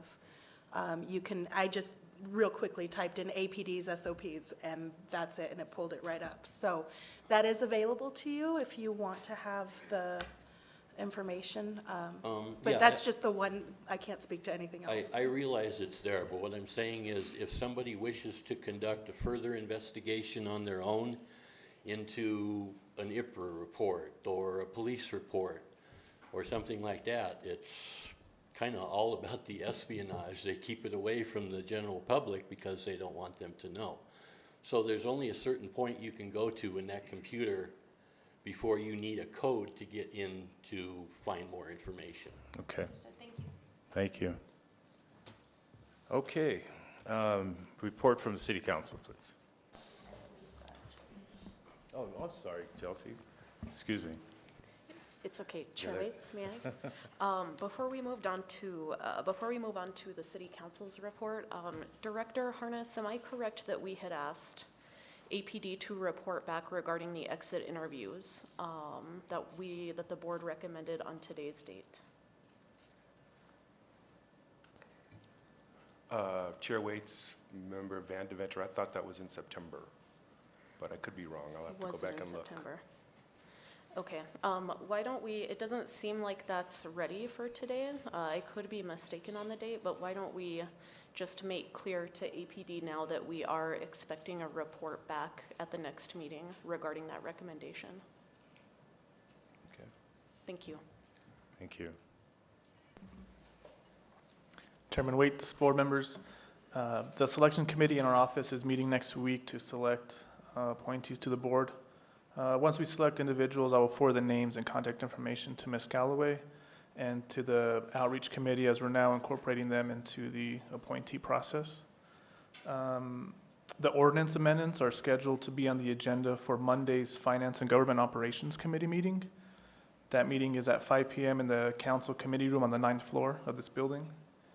The OC for the renewal of contract for Mr. Harness as director of CPOA is scheduled to be on the agenda for the August 20th city council meeting. And with that, I'll stand for any questions. Any questions? Thank you. City Attorney, you have any more?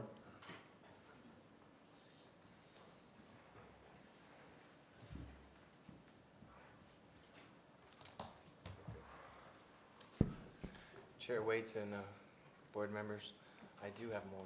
Oh, good. And it's kind of a part deux of our conversation, a little bit of go. So we have September 21st as the deadline ordered by the court to complete the review of 252, 53, 54, 55, what will be 56 and 57. To answer the more specifically, I ran upstairs to grab my notes on what we have and where we have it. And if something further, it sounds like something further needs to be pushed out to the public about exactly where these things are, and the city will work with the department to make that more clear as we move through these, which we're almost really seemingly done. So with 252, that was sent to the Police Oversight Board on July the 13th. Comments are due back August 13th, and that's pursuant to 352. That's that 30 days that that's talked about. On the 20th of July, taking into consideration weekends, that would be the day it was sent to the monitoring parties, and that, again, that's 252, and that is due back 15 business days from then, which would make it August can't remember my handwriting. So 15 business days from then, we get it back from them. And then I prepare a resolution for that draft, and I present it to Dr. Ginger for him to approve or not. And what we have is a commitment from the parties and the monitor, because we had all this discussion at the front end, to make haste at the back end. And so typically we'll have, for Dr. Ginger, once he's presented with that resolution, he'll have 15 calendar days to resolve that. And then if it's approved, then it's presented to, it's basically done. At that point, it's a done policy. So I want to use that as sort of a broad stroke for everything that's going on with the rest of the policies.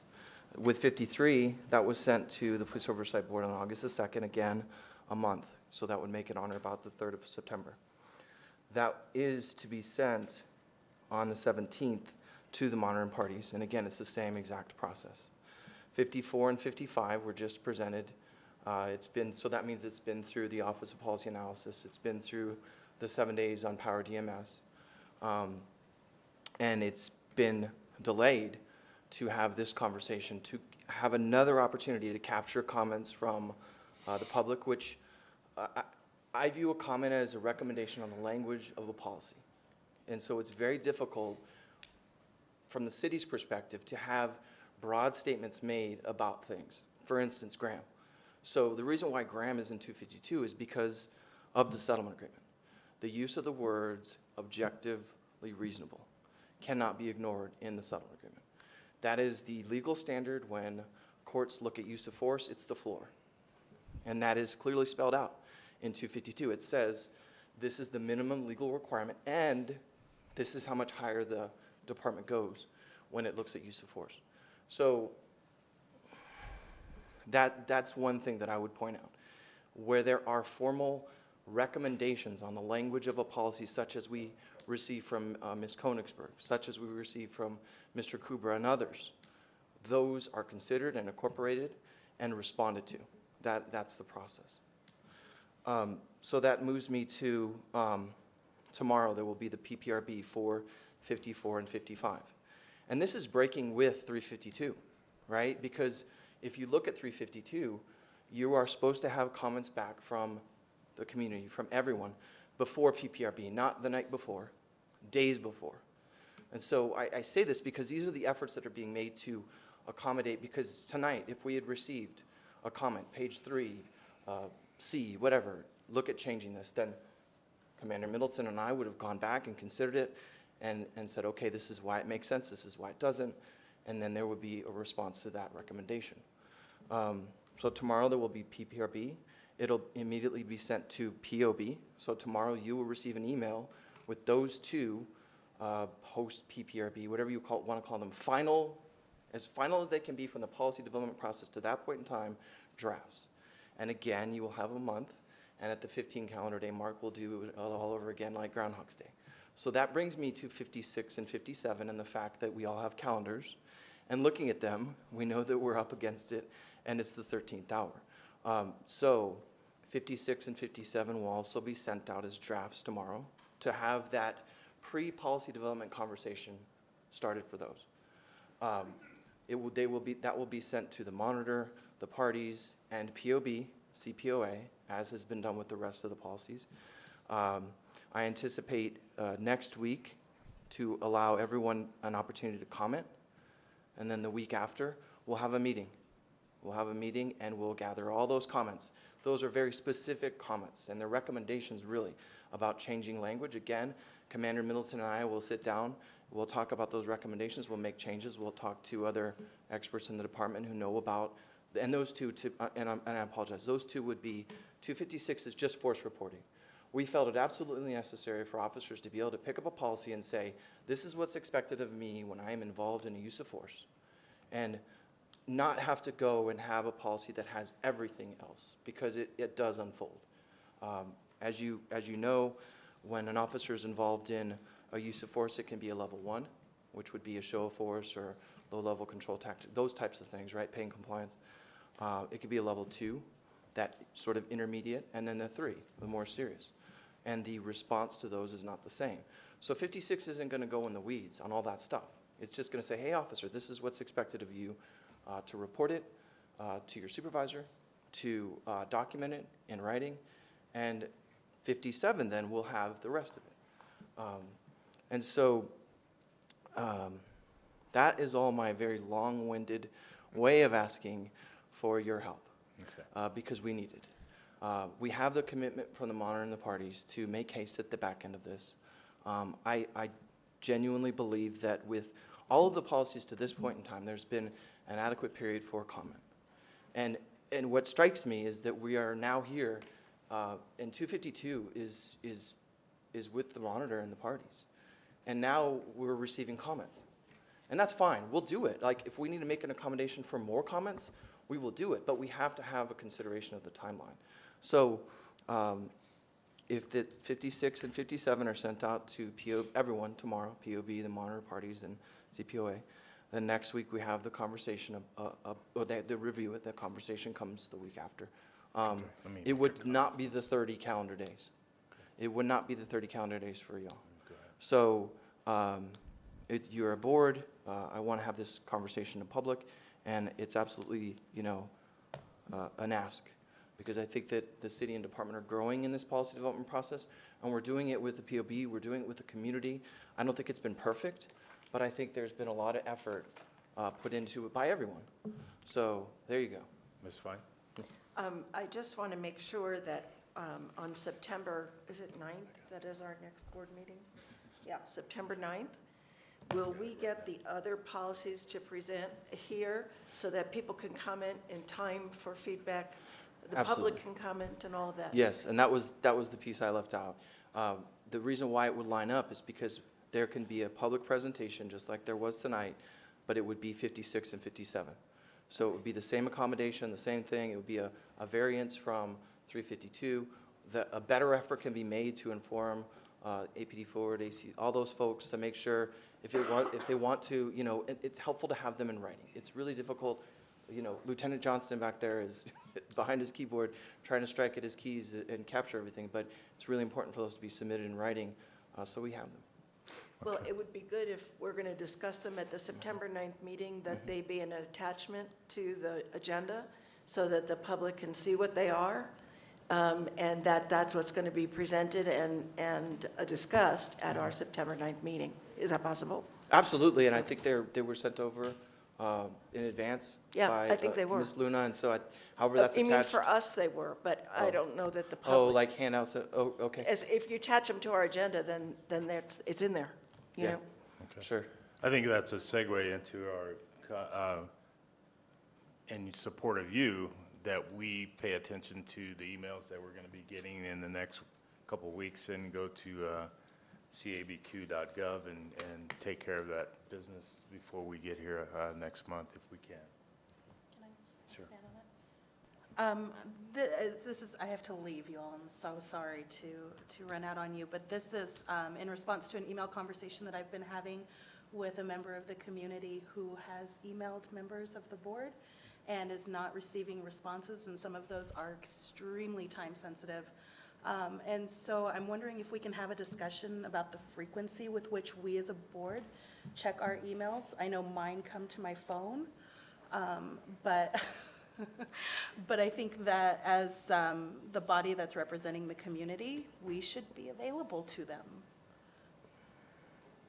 And on that note, that's my thoughts. I would say that we should probably be checking our email at the very least 2 to 3 times a week. Well, I check them that often every day, but in our last meeting, we had discussed these emails, and it was my understanding that Director Harness would be responding and dealing with this, and they're getting the input from all of us and our own opinions. That's a really good point that I failed to bring up. These are individually addressed rather than going to POB as a whole.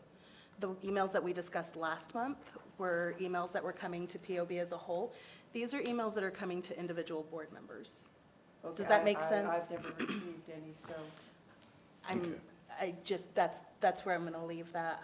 I promised this individual that I would bring it up for consideration. Again, my recommendation is 2 to 3 times a week that we be checking those, just to avoid missing any time-sensitive information that should be forwarded to other individuals if we're not the appropriate person to handle that. Okay, any other comment? Thank you. All right. Thank you, Jeremy. CPC, is Chris still here? Okay. Mr. Harness? Yes, Chris had to leave, but he just asked me to pass along that there's going to be a CPC training on the 25th of August, and there's going to be a recognition dinner, I believe, on the 24th of August for some of the CPC members that have been long-serving. And so August 24th in the evening, and then August 25th during the day. Part of the training will be social media, and then dealing with difficult participants. Okay. And that training is going to be where? Chair Waite's site to be determined. And time's going to be determined too. Okay. Thank you. Thank you, Chris. All right. Mr. Harness, you're on. Huh? Sorry? He was the mayor. Oh, Mr. Lewis.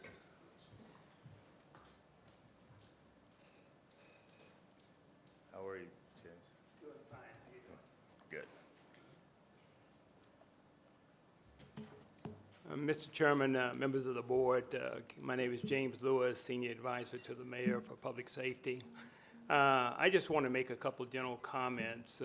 I came on board around February, and I want to thank Member Fine and the rest of you for supporting and having the police chief come in, also supporting the mayor's office.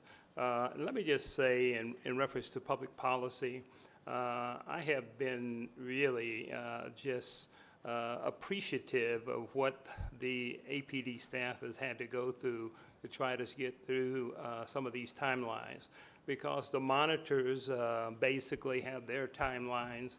And I really want to thank you, Ms. Fine, in reference to realizing that we can have public comment, and but we have to bring some closure to it. And so that was one of the first things that I was looking at when I came on board. And I want to thank Dr. Cass for his work and getting engaged and involved, because that's what it takes. And when we say that we speak for the entire community, I don't think anybody speaks for the entire community. We've had a lot of debate, as we look at the amicis, we look at the stakeholders, a lot of those folks have come up to the table, and then we say, how do we get the whole community engaged and involved? And I think that's a Herculean undertaking, because you're going to always have some entity that haven't had an opportunity to have some input into. So just a couple things I would like to say that we're going to be working on. Working with Ms. Martinez over at the U.S. Attorney's Office. We're looking at September and having a community forum to educate as many people, invite a lot of the clergy, the business community, making sure all of the amicis are there, giving them an update on the CASA. Because as I talk to a lot of people in the community, they say, well, what is a CASA? And so we still have to educate folks what these terms mean. And so that's one of the things that we're attempting to do. We're also attempting to work with a lot of the faith community, neighborhood association, the coalitions, to sort of walk them through and see if we can partner with them on different type of activities. A lot of them have different ministries in reference to prison ministries, youth ministries, family ministries. So we're going to try to get them engaged as well. So we're doing the community outreach. We want to get as many people engaged and involved and aware of what's going on as we can. Okay. That is great. One of the things that I've been on this board for about 5 years, and one of the things I found is that people don't know what we do. And the best way to do that is to educate those people. So I appreciate that. And would you please make sure that we are involved and invited to those sessions? You're at the top of the list. Okay. All right. Thank you, you. Mr. Lewis. Okay. Mr. Harness. Good evening, Chair Waits, fellow board members. You received a copy of Dr. Ginger's paragraph 298 report regarding the use of force. In the hearing today, Dr. Ginger characterized this data as something that he believes that he can work with, and that they can finally establish a baseline for tracking use of force data within the department. So it's been quite a change, and he was pleased with the formulation of the data and the fact that it was usable and readable, and will now be able to establish a baseline for those. You also received the transcript for the hearing on the promotion policy that was argued in front of Judge Brack. He said that he would have a decision soon. So as soon as that decision comes out, I will pass that along. That will then cause the policy to be formulated and then go out for public comment. And that is when the board will have the opportunity to comment on the promotion policy. Because it is a city policy, it will go through their posting procedure. So I believe it will be up for 21 days for public comment. So that's something that you'll need to pay attention to if the board wants to weigh in on the promotion policy.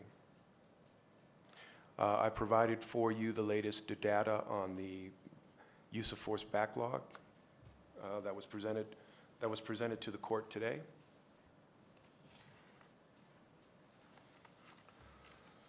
I think as you go through it, you can see that they have made 2 criminal referrals, and they found 5 cases to be out of policy.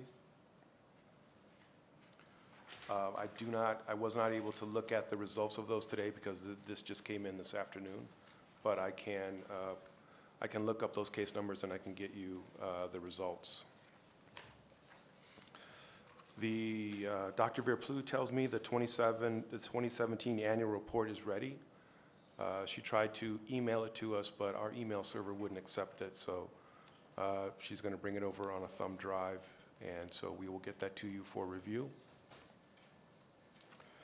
Dr. Ginger's interim report regarding compliance and technical support is due on the 31st of August.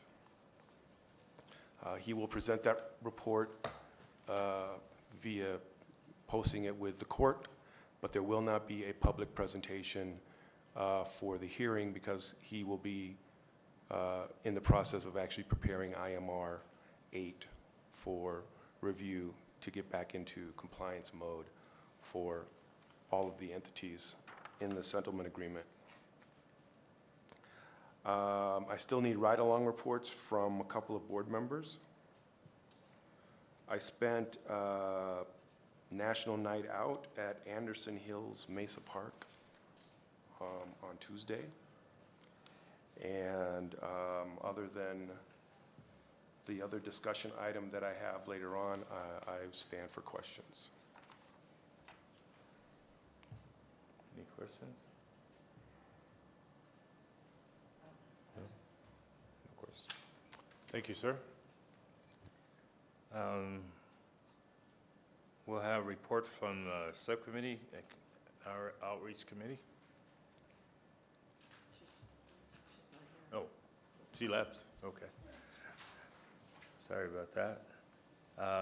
Dr. Cass, policy and procedures.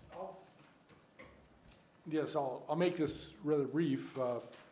The last meeting of the Policy and Procedures Subcommittee was on July 19th, and we had, at which time I presented the beginning of a database that we're trying to create to keep track of policies that are under review so that we can try to stay up with it. And I think this will also be useful in creating our own set of recommendations. We also had a discussion about the policy review process in general, and as you can hear from tonight, you know, we are driven essentially by the city process, or we should be aware of the city process, and in a sense, we're not an afterthought, but we don't control that process, and so if we have the opportunity to make comments and we don't make comments, then the process moves on. And so I think that needs to be a message that we have to decide how we're going to treat ourselves. And I think your comment about continually reviewing and updating our comments is a good one, because I think that's part of the process that we as a board need to pay attention to. So, and we're struggling with this in the policy committee, because I think every time we try to create a process for developing policy recommendations, we find that we have to deal with the reality of the situation, that we don't control the review process. And I mean, that's just our role in this process. So, I mean, it's all about process, and I don't want to starting to overuse that word. So, in any case, that was the gist of some of the discussion that we had. And we've also been looking at our own attempt to create other policy recommendations. So, and one of the things that I found that in trying to put this database together is there's a lot of information that I've collected, and that I'm trying to, and when I start trying to categorize it in some accessible form, it kind of falls into groups of potential recommendations that we should be, I think at some point soon we'll present to the board for consideration. So that's my report. Our next meeting will be next Thursday, 26th, at a time and place to be decided. So that's all. Thank you. Case review subcommittee. Yes, we had our meeting on July the 31st, 2018, At our meeting, we reviewed the administratively closed cases, one unfound case. We had one review of appeal and one serious use of force. These were approved, and the administrative closed cases were moved to the consent agenda, and they are listed on tonight's agenda. Our next meeting is August the 28th, 2018, at 1:30 at Plaza del Sol, the basement meeting room. Okay. All right, we're going to continue moving along here. Personnel Subcommittee? I was were you on it too, or this time around? Earlier. Yeah, but I think it was just Eric and I for this most recent evaluation. And when Eric left, I didn't get any assignments, and I don't know if the contractual part is done with personnel, because Eric had been trying to get that fixed and finalized. And do you need board assistance in making that happen? Chair Waits, Board Member Fine.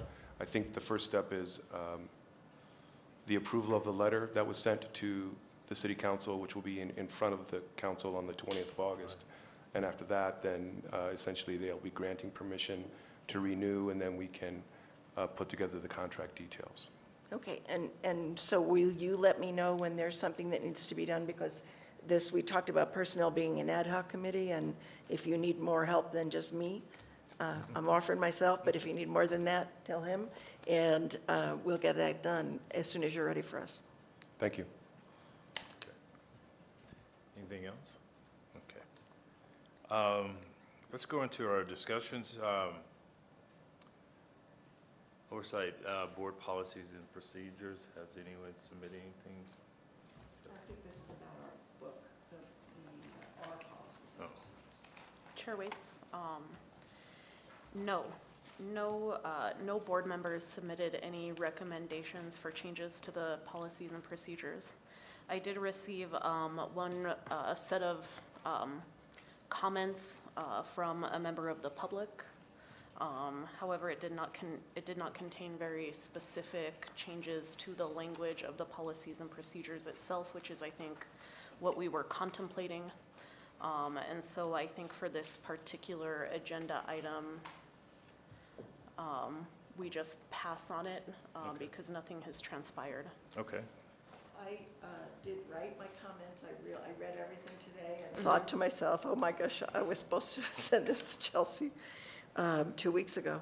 But I have taken a look at that. I'm happy to hand you those things. Mostly there are questions that I have about that I thought would be good in discussion, but I'm not sure how you want to proceed. Save it for next meeting. Well, let's see. I wasn't the one who placed this on the agenda. I just agreed to facilitate this particular agenda item. And so I don't really have a stance on how we handle that. I think we could always defer this agenda item if we wanted more time. Yeah, let's do that and I'll give you mine. create a plan for doing this. So. Okay, yeah, I think it would be, if there were specific changes that people wanted to have made, I do think it would be proper to organize them, and have them in advance of the meeting. That way we can have subsections of this agenda item. That way we're complying with our notice requirements and whatnot. Okay. And so we can just maybe defer this to the next meeting and then go over those at that time. You're making a motion to that effect? Yes, I make that motion. Second that motion. I second that motion. Been motion and second that we defer Oversight Board Policy and Procedures until our next meeting. Okay. All in favor? Aye. All right. Any opposed? Okay. I think we're also going to defer the stipend conversation too. I would like to do so. That was also my item, and I actually meant to communicate with you to have you place it on a future agenda instead of this one, and I failed to. Okay. So a motion to, I motion to defer this to a later agenda. okay. All in favor? Aye. All right. Motion to defer, thank you. CPC 132-18, letter for time waiver request. I don't know what this is about. Mr. Harness, you have the information on this. I do, Chair Waits, board members.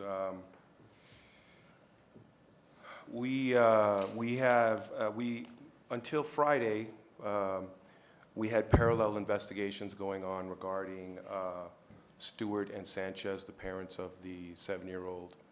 That was the high-profile case in the media. We had a citizen's complaint on which we were acting, and so we have initiated an investigation. I was informed on Friday that the Internal Affairs Division has decided to drop their investigation, and they're going to rely solely on the CPOA's investigation. Currently, as this investigation is unfolding, we have identified 20 target officers that need to be a part of this investigation. And as a target, they're the subject of the investigation. They're not a witness. There are other witnesses that are involved in this investigation as well. I think it would be unfair and it would not be credible for us to try to finish this investigation within 120 days. So what my proposal is that I would draft a letter and I would sign it, and I would have Chair Waits sign it as well, that the board, along with the CPOA, are requesting of the APOA and their legal staff a waiver of time limits as they do for cases such as officer-involved shootings, so that we have the time to conduct a proper investigation in this case. Okay. Well, that's going to take a motion. Can we get a motion? Second. All right. That's a motion to draft a letter to request a waiver. All in favor? Aye. Aye. Thank you. Okay. Thank you, Mr. Harness. All right, the consent agenda. No. No. D, Did I miss something? 9D. Oh. APD Commander recent resignation and demotions. Do we have anyone to comment on that? I don't know. Chair Waits? why. Yes. This was my agenda item. Okay. And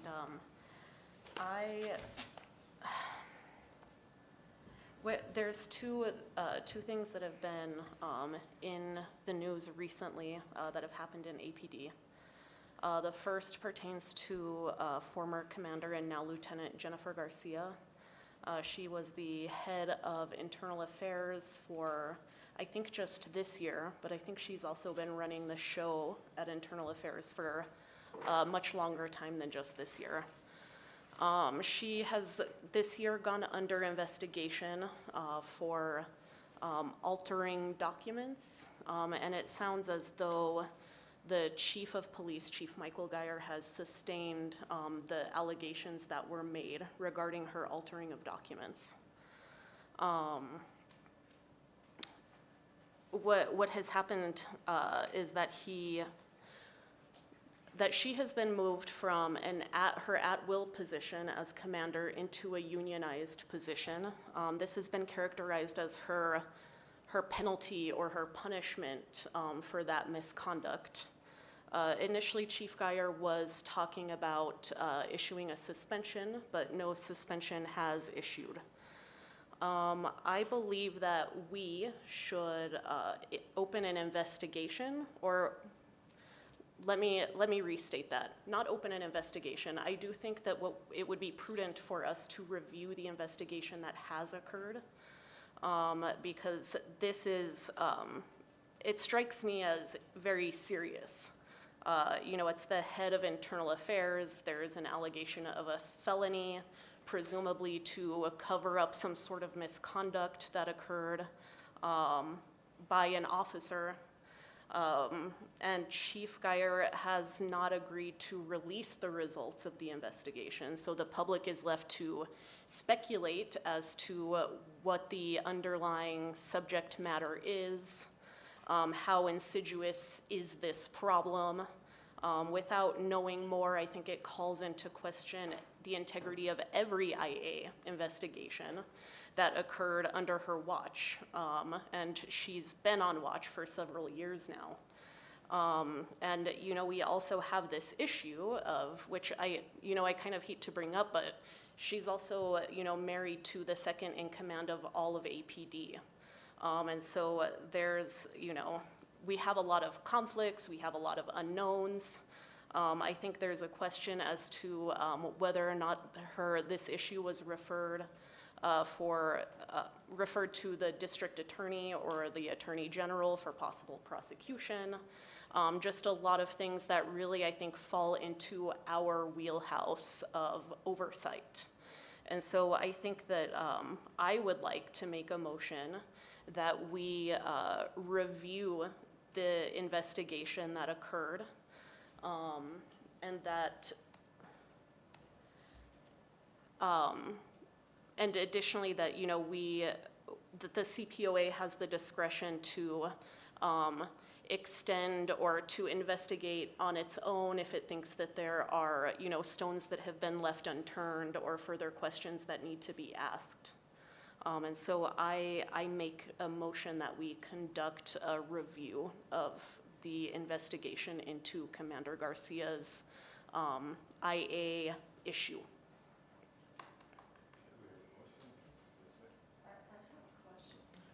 Let's move the motion first. I'll second. Okay. All in favor of the motion? Are there any questions? I want to ask a question about it. Are there any questions? Okay, so I did read in the paper, I read all about this, and obviously Lieutenant Garcia was part of our meetings for many years, for the 3 years I've been here. And so, yeah, I read about that, and it did say what the act was. I do appreciate what you're saying about, because one of the things that we're here to do is to evaluate the quality of investigations. And that's true in civilian complaints, and it's also true in officer-involved shootings. And it doesn't make any sense for us not to take a look at that, particularly because we should be able to take a look at that. Deputy Chief Garcia has been, before this group, he has been helpful to this group, and it really is important that even the thought of a conflict of interest that would be found in her favor because of that position would be wrongdoing. So I don't have a problem with that. I do have a question about, is she the only one? Because this item here says two different things. Are you purposely separating them? Oh, yes, Chair Waits, Board Member Fine. I thought it would make most sense to take them one at a time. Okay. And so the first is this IA thing with Commander Garcia, and then I also was going to bring up the issue of potential cheating at the Law Enforcement Academy and whether or not that resulted in a forced retirement of Commander Sullivan next. Yeah, that's what I assumed it was, but I just didn't know if this. Yeah, I was just purposely clarifying. keeping them separate. Yes, Okay. thank you. Let's take them one at a time. Any other questions? Yes, I have a question, and that is, what's, Director Harness, what's our authority and scope to do such an investigation as proposed? Chair Waits, Member Dr. Cass, I believe it's within our purview to review internal affairs investigations. So we, by ordinance, have the ability to do so. So we can, because this was a internal affairs investigation, it's within the board's purview to review that internal affairs investigation. Is it complicated by the fact that that an outside agency was hired to review this? There may be some challenges as it comes forward, because my understanding is that it was done through the city attorney's office and it was not done through the department. So there may be some questions about attorney-client privilege and whether or not the board's ability to get those records can pierce that. So this is obviously an issue of first impression for this kind of a case. So we'll go down the road and we'll work with our counsel to see what's the best way to accomplish what the board wants to do with the review. Okay. Any other questions? In reviewing for tonight our policies and procedures, we have the right to file a complaint as an organization, as a board. That would be dealt with by the agency. Anyway, so I just think there's double ways in which we could take a look at this. And I think it's probably wise. I want to make sure that it's clear that I don't know one way or the other, nor would any of us know whether or not whether there was any wrongdoing. But in the interest of our mission, it's our job to make sure that we understand that no wrongdoing was done, and I think for that reason it's important to do it. It's in APD's best interest to have us do it. Yes, Chair Waits, Board Member Fine, certainly, and as Member Vandeventer points out, not only the implications for the department and the investigation itself, but the implications as it relates to the settlement agreement, which mandates that any criminal aspects of any investigation must be referred to the jurisdiction to make those decisions as to whether or not there's criminality, and those decisions cannot be made within the department.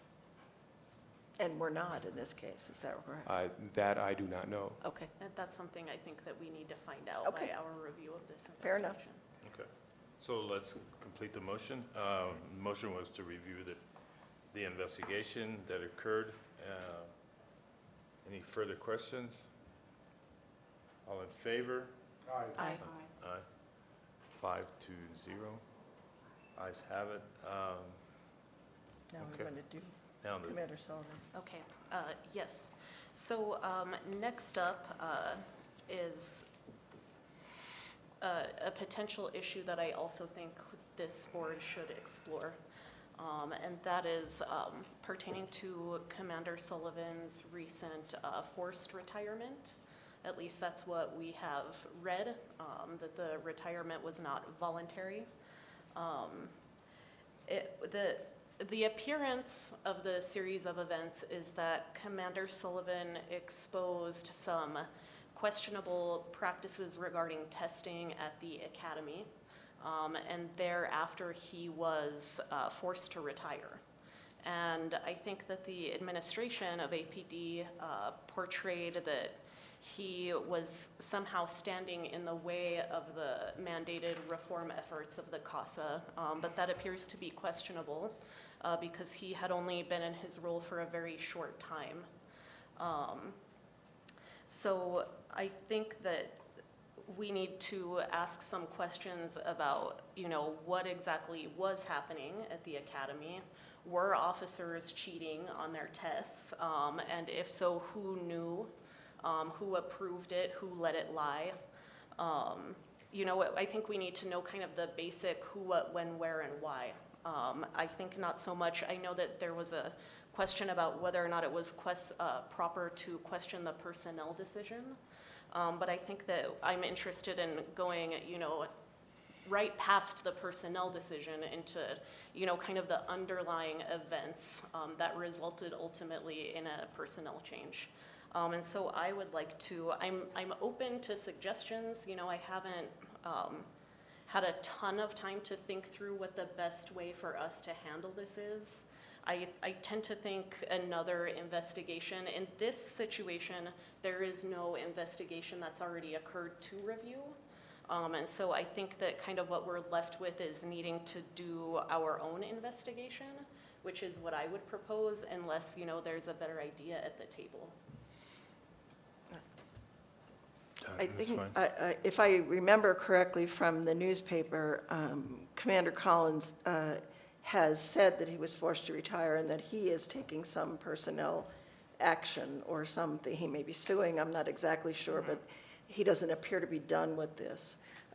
So there may be something for us to review. I don't want to see us get into actual personnel cases, but I think that if we're looking at something that is wrongdoing on the part of, or a whistleblower, or somebody saying this is, you know, this isn't right, and all we have is this person saying, I got fired and it wasn't right, that may or may not be true. And I want to walk the line between personnel and between a practice that would, or something that's wrongdoing. And so I don't know how to split that, but I think that if there's going to be some kind of a hearing in which that employee, that could be as close as we'd get to an investigation. And Chair Waits, may I reply? Sure. Chair Waits, Board Member Fine. I'm not as interested in the personnel aspect. Well, I heard you say that, yeah. Yeah, as I am in the issues that may or may not have been occurring in the law enforcement academy itself. I think, you know, I think that the way the academy run is really, really critical. We're here kind of like the heart of the matter when it comes to reforming APD has been stated and restated as culture change. And one of the best opportunities to make those put those cultural changes into effect is at that level, the training level when officers are brought in. So it seems to me that if we have misconduct like that happening at that level, when someone before they even walk in the door, and we let it go unaddressed, then we are potentially allowing these problems to proliferate. So may I make a suggestion? I think You have to say. we haven't gone around for second comments. Oh, go ahead. Maybe the way to look at it, given what you've just said, is that we look at did this not happen in terms of the training? Was there investigation about whether or not there was cheating going on, which is the issue you're talking about. So maybe that's how we separate it. Maybe that's the line, and we say that personnel issue is not our business, but this issue about whether or not this is accurate and what's happening subsequently is our business. That would make me feel better. I don't know how you feel about it. Dr. Cass? Yeah, what I would suggest is that we limit the investigation to allegations that there was wrongdoing associated with the testing at the academy. And I think those are fairly strongly alleged, and I think there's some evidence to support those. There was court testimony, I believe, by Commander Sullivan in front of the federal judge. So I think it would be straightforward to limit it to those allegations of misconduct at the academy. Okay. I'm sorry, did you want to say something? No, that's fine, I agree. Would it be better and more practical to ask somebody from APD to come and talk to us about that at our next meeting, as opposed to an investigation? I mean, I don't know what an investigation would, if that's appropriate for an investigation. Maybe we just want to hear from APD about what they have to say. We already know what Commander Sullivan has to say. One, we could leave that up to Director Harness to invite someone to the from the academy, or to make inquiries to, see where we could go from here. Does that? Chair Fine, I'm sorry, that was a year ago. Chair Waits, My old life. Board Member Dr. Cass. What comes to mind is why don't we do some research to establish the predicate? So why not request testing records for a period of time. So from 2010 through 2017, to see if there's an established pattern which can be identified, so that then we can codify exactly what the investigation needs to reveal, and so we can identify with whom we need to speak and with whom we need to interview in order to establish whether or not there was systemic cheating at the academy. I can tell you that in the investigation related to 132-18, of which I spoke previously, we requested the training records for all of those officers involved, and we were provided them within basically 36 hours of the academy receiving the request. So there hasn't been any hesitation over there. So perhaps if you want to identify a period of time, or you want to try and establish a predicate on which to base an investigation, maybe that's the first step. Chair Waits? Thank you, Director Harness. I think that I would like to make a motion to that effect. So I would move. Let's oh, vote on sorry, the was there? first. Sorry. We already have a motion on the floor. We need to vote on that.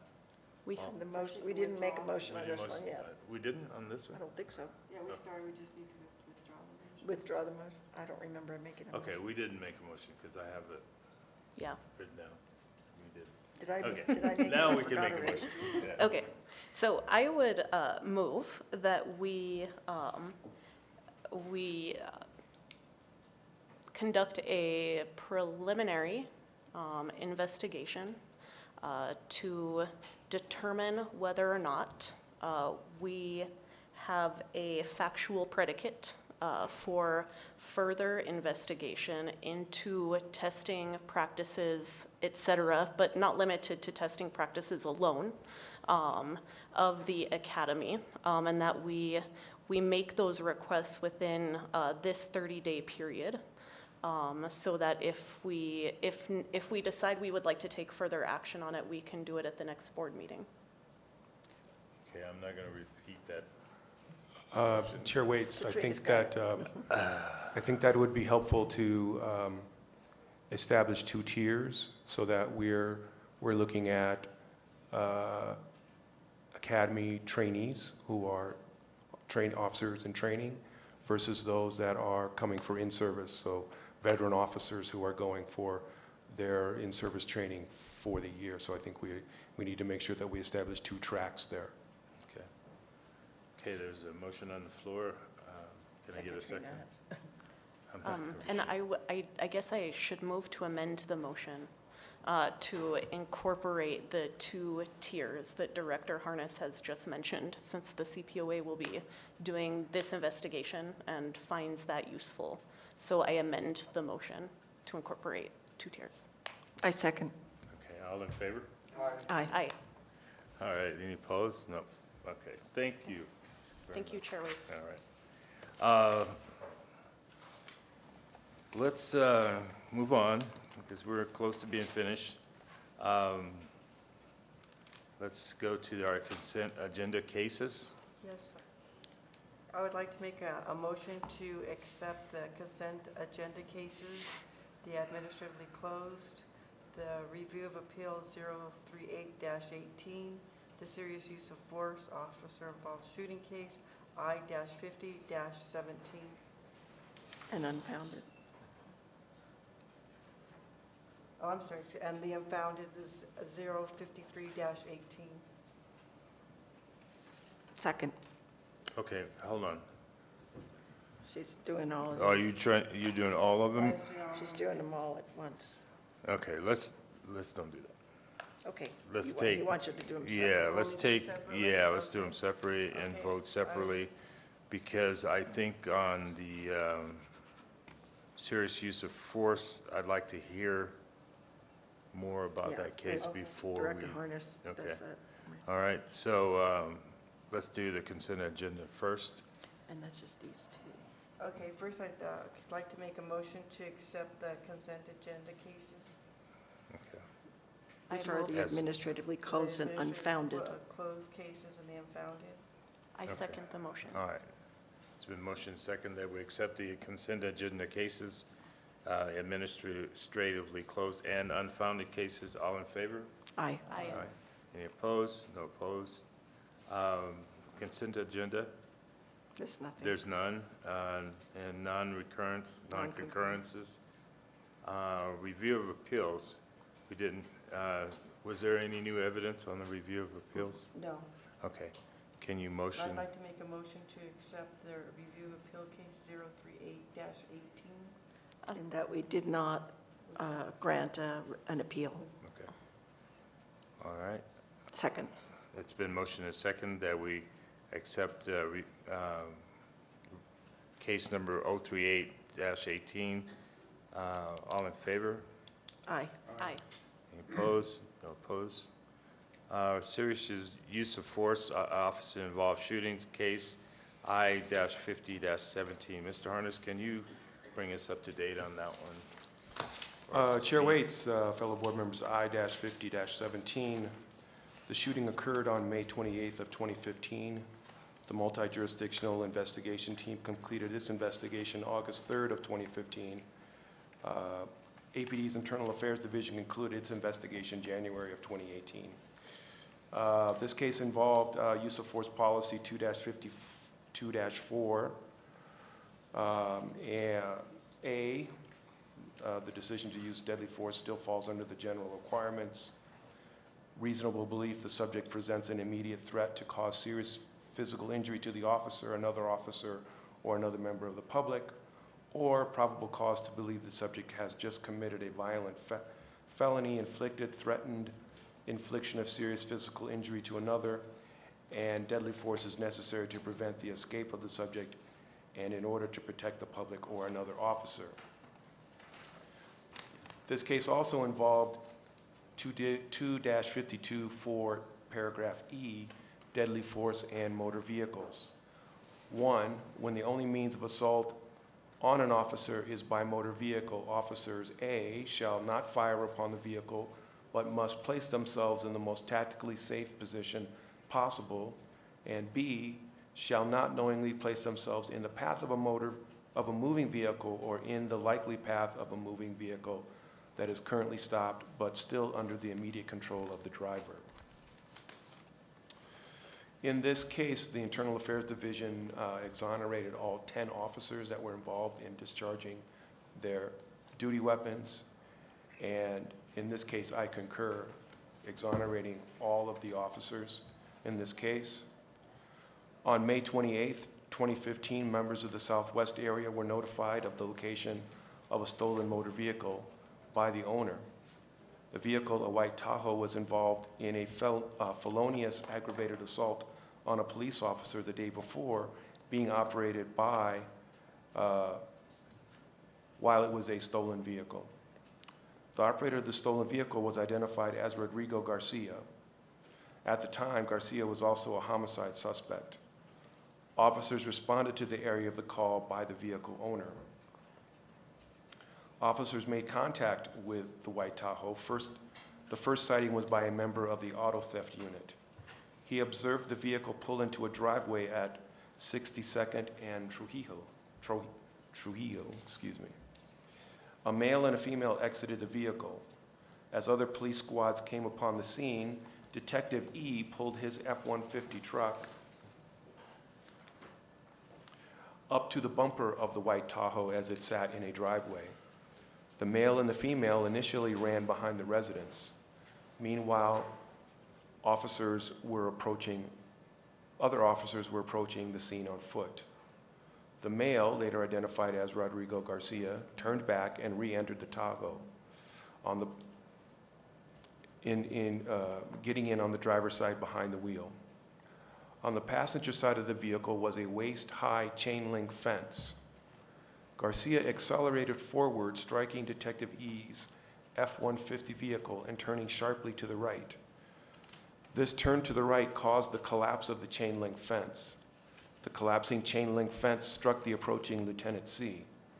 Additionally, Lieutenant C was in the direct path of the Tahoe. All of the above listed officers discharged their weapon at the vehicle and the driver. Garcia continued to operate the vehicle north on 62nd, colliding head-on with a marked APD police squad. He then put the Tahoe in reverse and began backing up towards APD officers. Officers again began discharging their weapons at the vehicle and the driver. A short time later, the vehicle stopped with Garcia slumped over the steering wheel. He was later taken into custody by the SWAT unit. My review finds the officers acted reasonably. The vehicle operated by Garcia posed an immediate threat of death or serious physical injury to an officer. Additionally, there's no evidence showing that the officer knowingly placed themselves into the path or likely path of the vehicle. This was a rapidly evolving situation that presented an immediate threat of death to an officer. I stand for questions. Does anyone have any questions? In the case review committee, we agreed. Okay. We came to the same conclusion. Director Harris wasn't there that day, but we Okay. came to the same conclusion. So can we get a motion to accept? I move that we accept the decision of the committee and of the investigation. Okay, it's been motioned and second. We accept the conclusion. All in favor? Aye. And opposed? Okay. POB's review of Garrity materials. We don't have Garrity materials. Okay. All right. There's no meeting with the council tonight. Any other business? Any other comments before we leave tonight? Want a motion to adjourn? You have any other comments? No. For the, Dr. Katz? No, I have no comment. Okay. Can I get a motion to? Motion to adjourn. I second. All right. Aye. All right. Thank you, everyone.